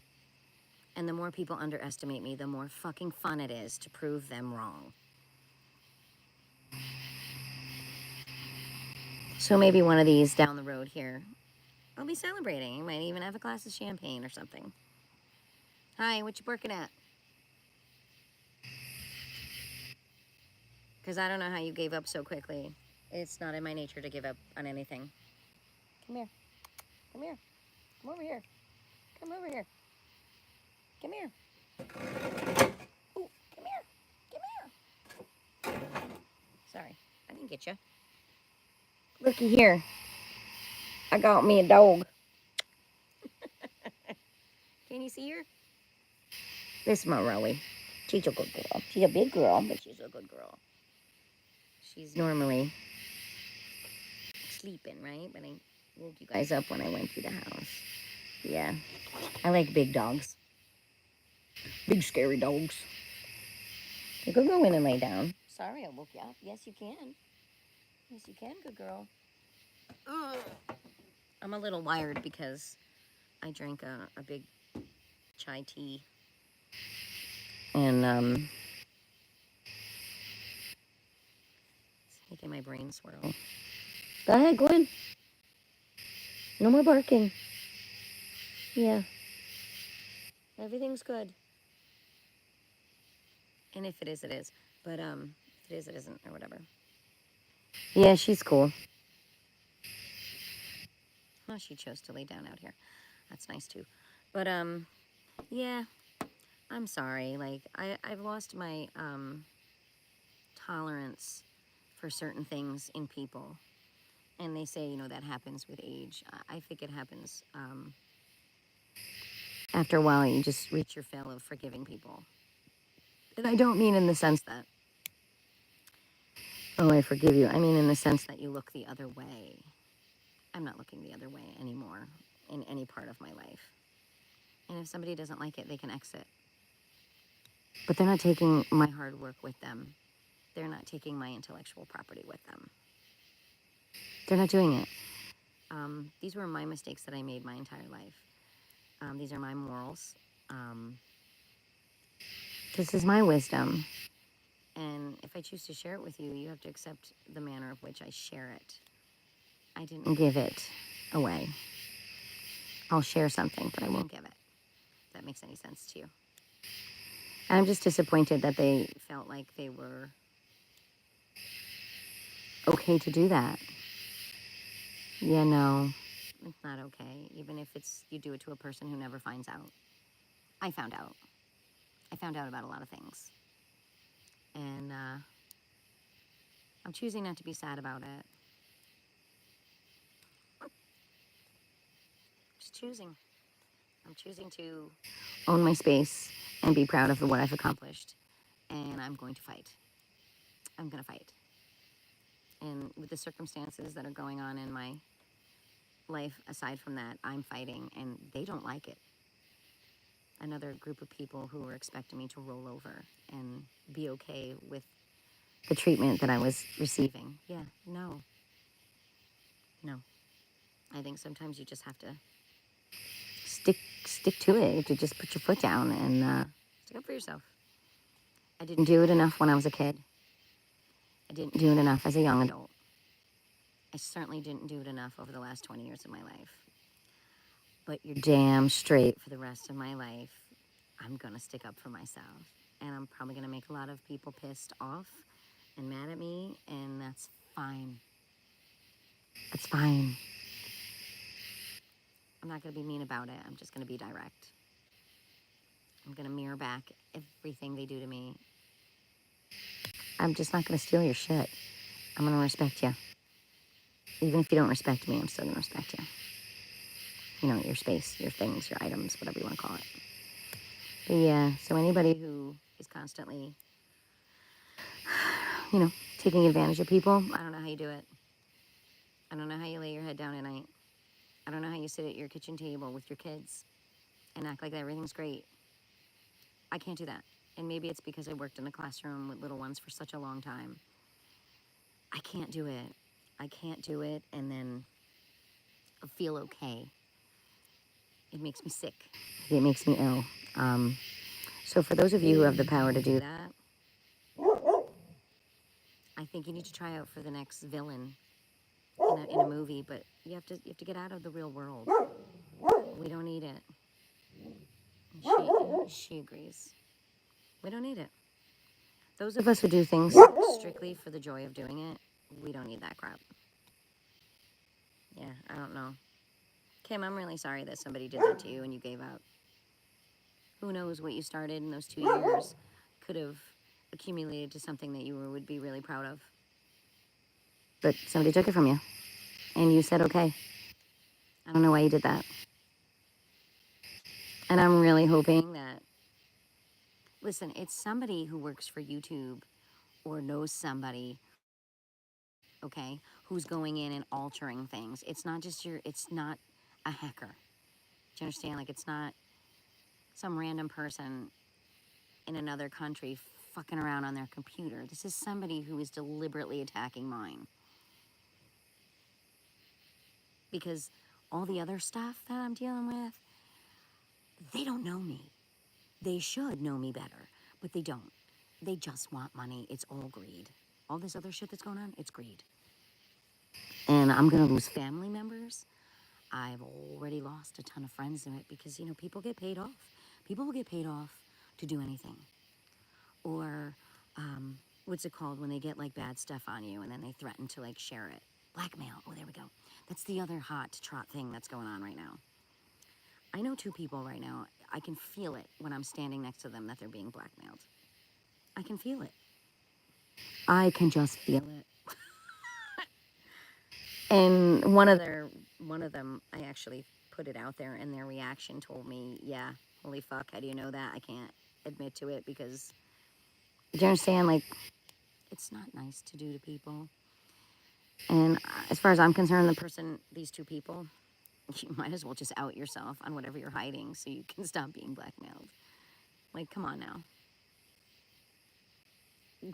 Unless you've killed someone or molested someone or raped someone, how do they get the money? What do you mean, how do they get the money? It's all being, it's, you can track cash, right? You know that, right? And then somebody thought it was smart to try to give me $100 bill, a crisp, clean $100 bill, and insisted that I took it for something. And I managed to get it back on their person, kind of sneakily, but I'm not getting wrapped up in somebody's bullshit. Nobody is going to do that to me. Like, what I don't volunteer to do, don't you dare say I did. Because most of the time, I'm aware of things. I don't partake. I'll excuse myself or whatever. But, no. I think they just stole mine because they were bored like a troll. Yeah, see? They need a new hobby. It's stupid. It's an existence that I would not sign up for. I don't understand the joy in it. Like, there's so many things that you can do in this world that will actually bring you joy. You might not get a big paycheck, but you'll feel good about yourself, about your effort, about the outcome. Okay? But people who do this, and for example, oh my God, like, I am so fucking sure my phone carrier, all sorts of, like, listen, I mean, I got to the point where I said to the woman, I said, listen, why don't you go back over to the other side of the room and tell this one, and this one? Because I dealt with every single one of them. They all have a different role. They all play psychological warfare. One of them comes at you like this. One of them comes at you with, and I said to her, I said, she goes, oh, but I'm on the quiet side. I said, oh, now you're admitting to where you are in the room? How many of you are in there? Like, and it was the deception. They're linking into all the automated services. Any companies that have automated services are basically giving their shit away because the hackers have figured out how to intercept phone calls. And once they intercept a phone call, they take, oh, could you please, let's go over your information. They don't have shit in front of them, but they'll make you reiterate everything that you gave. Oh, it's not on my screen. It's a different, like, I dealt with fraud with one company, 4 or 5 different people over a series of like 3 weeks. And the very last person I spoke to was the only honest one. He was a new person in training. It didn't sound like all the other calls. And he was like, just so you know, we don't keep this information. It only gets, if it gets subpoenaed for court. And I said, I'm sorry, what? He goes, nah. He's like, we don't actually investigate. We just store all the shit you think is happening to you. And he was young and he definitely fucked up. I bet they fired him because he gave away so many secrets. Just because you're talking to the fraud department doesn't mean they give a shit. Your stuff was stolen. They might make more money through insurance if they don't figure out who's stealing your shit. You have to understand the middlemen are the ones driving all the fancy cars. It's not the people at the top, and it was certainly not the people working hard at the bottom. It's the middleman. It's the one who makes the connections and who kind of they have those revolving doors. That's how I would think about it. I mean, I didn't have to spend 50 years on this planet to see this. I see it with any kind of bartering system. You know who not to lend your tools to, because if you get them back, they're broken. You figure out very quickly who the middleman shouldn't be. But now that they do all this stuff, with tech, well, nobody has to take accountability. Nobody. There's no thumbprint anywhere. And that shit on your phone where you put your thumb on there, that's bullshit. You can stick any finger on there and it'll come on. It's just, I think it's either a right or left distinction, but it's any fucking finger. It's just, I mean, the more you figure it out, the harder it is to enjoy the aspects of life that are mundane, like paying the bills and things like that. You shouldn't have to go through 6 tries for your information to be accepted, because they keep looping it around so that you put your information in again, or you put in additional information. Oh, that didn't work. Try a different one. That didn't work. Oh, great. Now they have 3 sets of your personal information to steal from. Like, I mean, a lot of it is just sneaky common sense is what it is. But as far as like YouTube channels and stuff, come on. It's bad enough we have commercials alone. They're already taking away from the content. YouTube figured it out. Oh, well, if you pay us such monthly, we'll block the commercials. Okay, but then the partner program requires you to agree to having a certain amount of commercials on your channel. Well, again, who's the middleman there? Right, commercials. And at this point, everybody knows what the fuck is out there. Nothing needs to be seen 500 times in order to entice you to buy it. People know what they need. People know what they need. And more often than not, you search it, there you go. There's your resource on where to buy it. We don't really even need commercials anymore, per se. But you know what? We've got rid of newspapers. We're slowly getting rid of books. Commercials, oh my God, they freak out. Do you know how much money is made from commercials? From the actors to the film crews to the actual product to, you know what I mean? And depending on what your product is, your price goes up. Like what do those halftime commercials go for now for those football games? Millions, trillions of dollars. What the fuck? It's the same commercial that comes on, well, actually, when TV was normal. Now they just kind of come on everywhere and all with no connection. Oh, and now they listen to what you say. So, like, the flood commercials all have to do with the last group of words that you said aloud around your phone. Like, come on. We don't need to be manipulated to want shit. Have you not looked at society? It's all about means. It's not how you get them or who works hard to provide them. It's just getting them, having them. I don't know. It's like a sick need.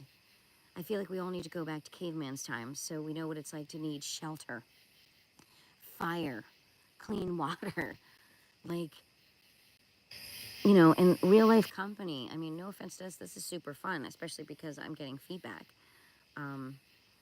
But I don't know.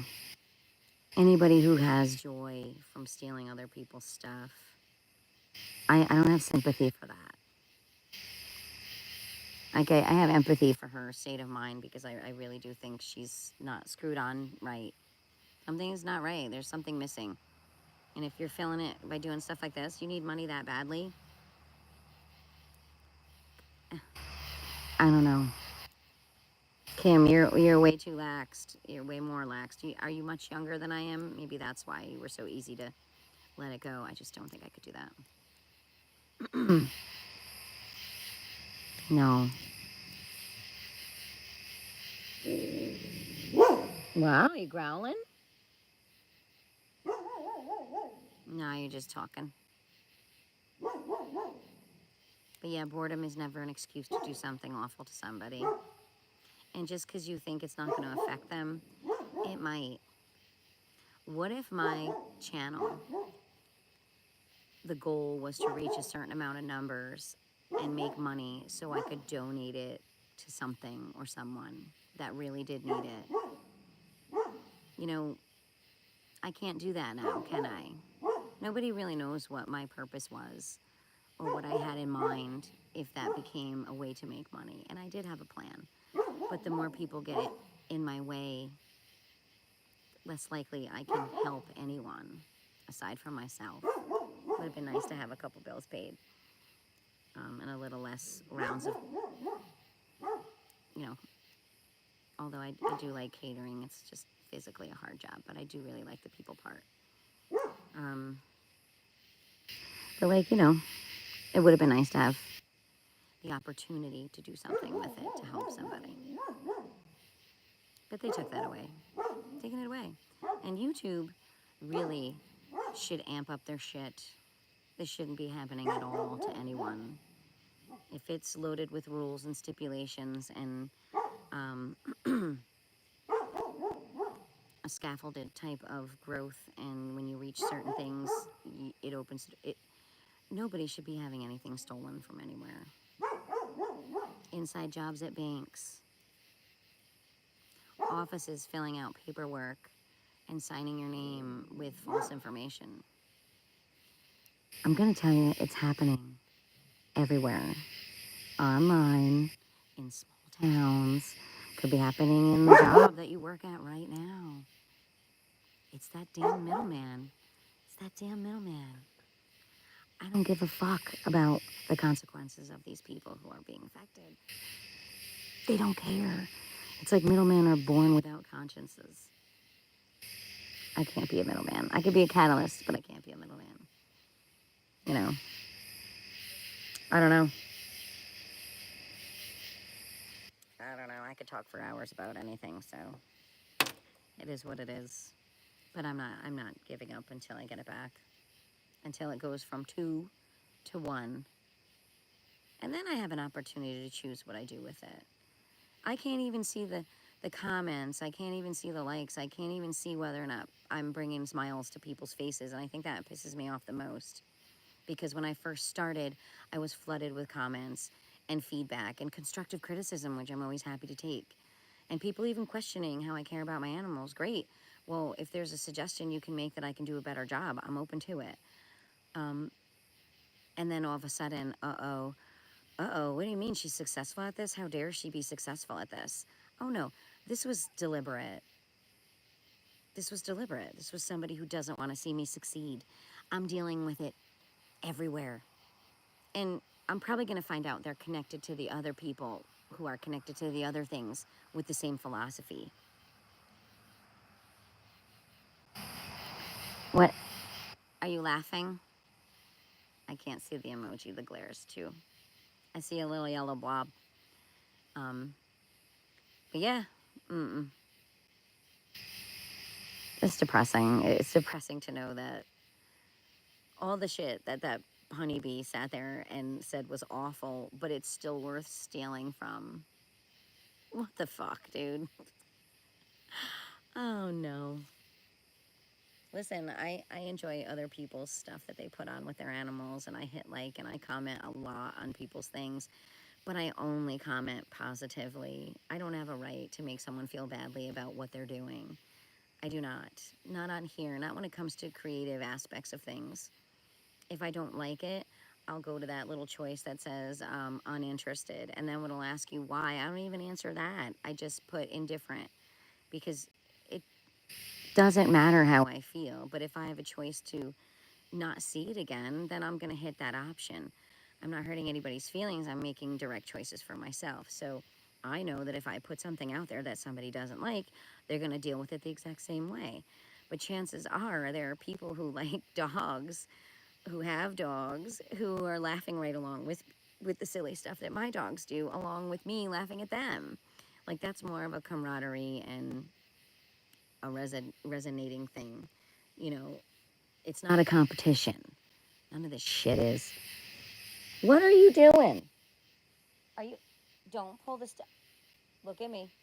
Don't do that anymore. I caught you. Ah! Don't pull that stuffing out.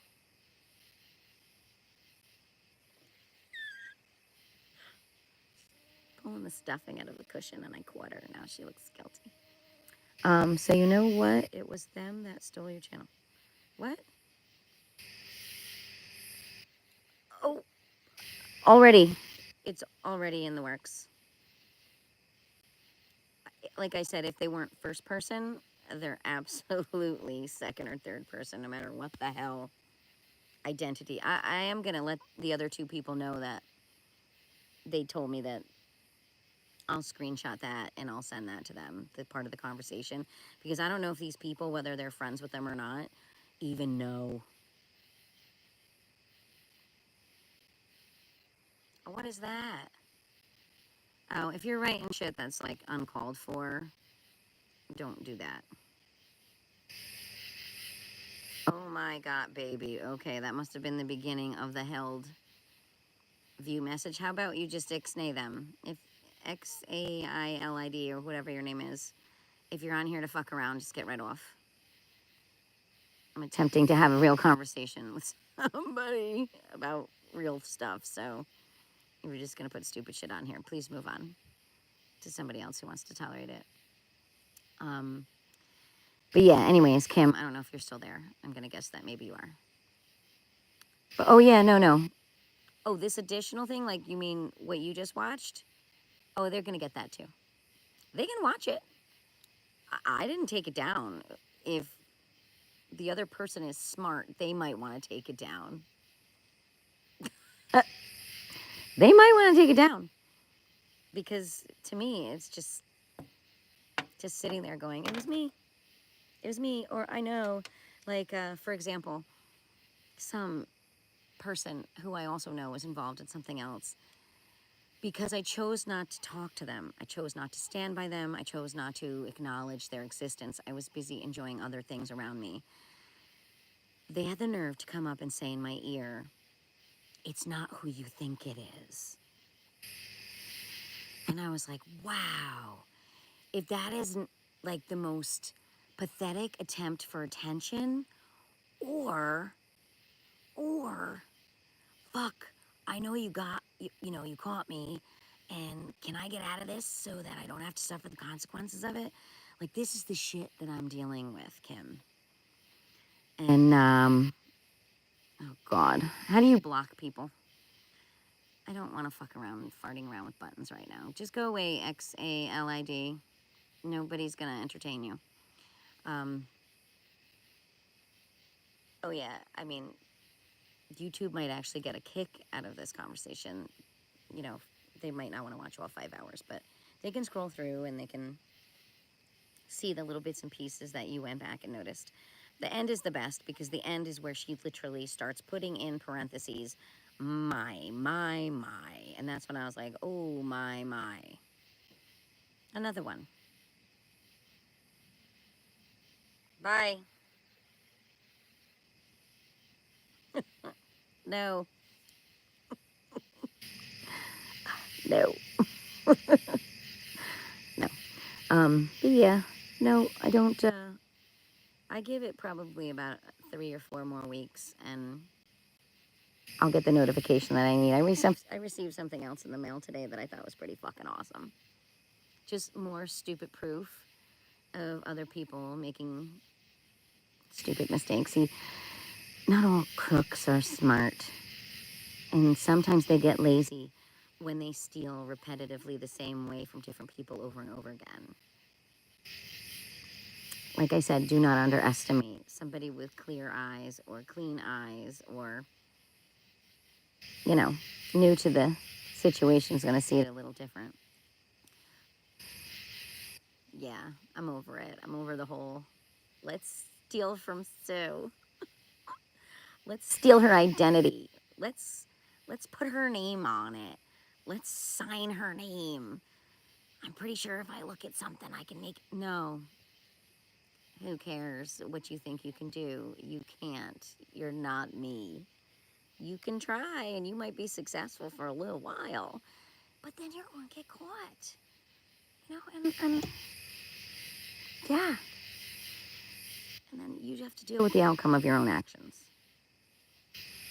I'm just passing the information along to who handles it. The only thing I can do is keep being me, and like the guy with the guitar said earlier, keep being creative. Okie dokie. That's my goal. If it makes me feel good, I'm going to keep doing it. And it does. It's good brain work.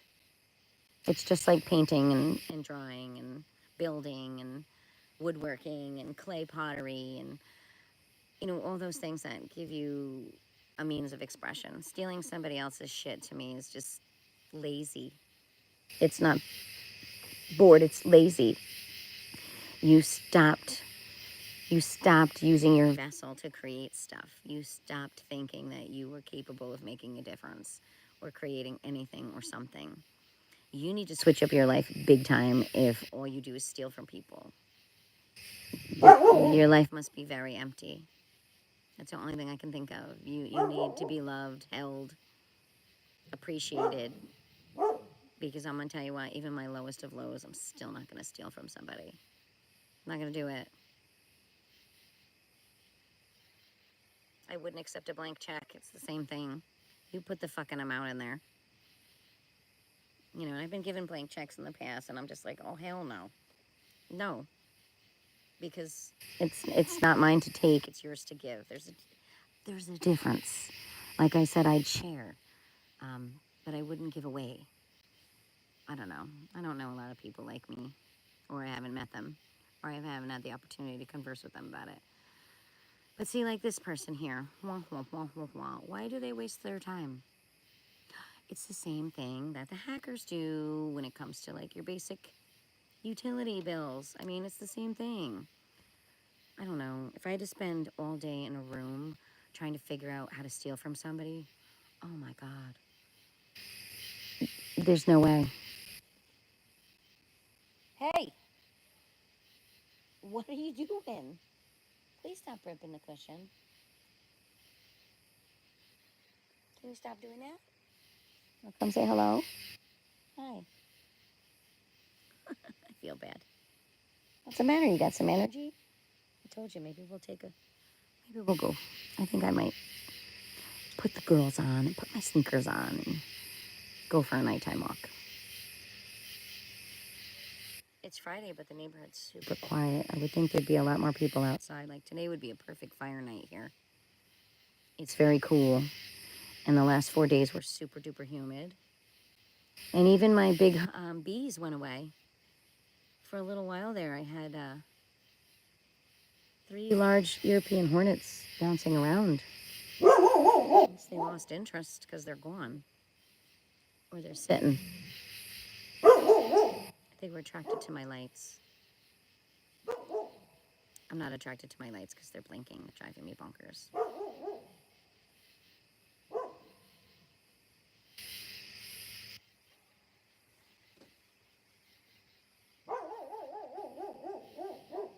Oh, you are not in my chat again, are you? Are you serious?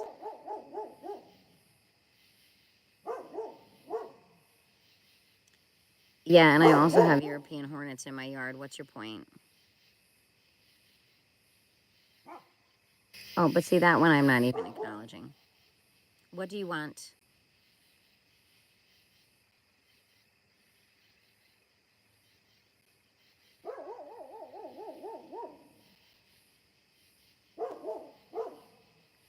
What do you want?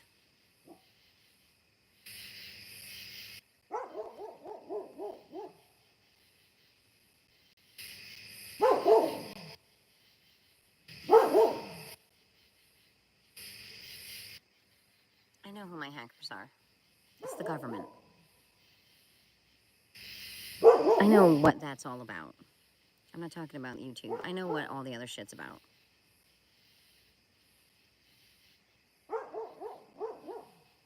And I really don't need your opinion.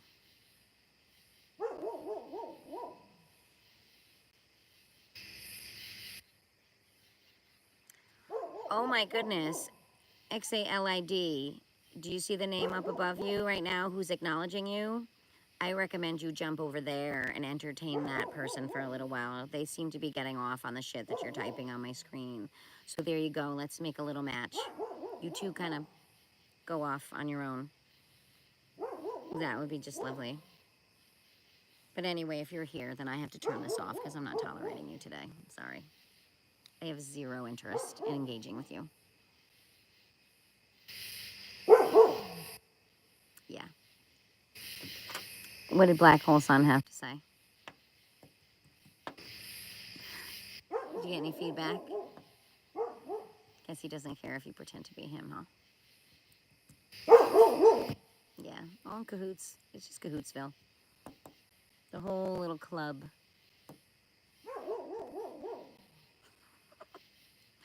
All of you, you're all on the list.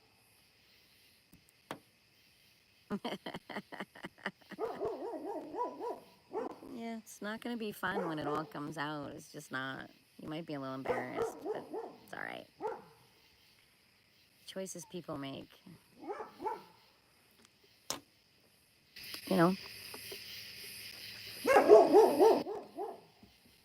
Oh, so you must be friends with Missy Honeybee, huh? Well, you two should go off and do your thing together. Have a nice evening.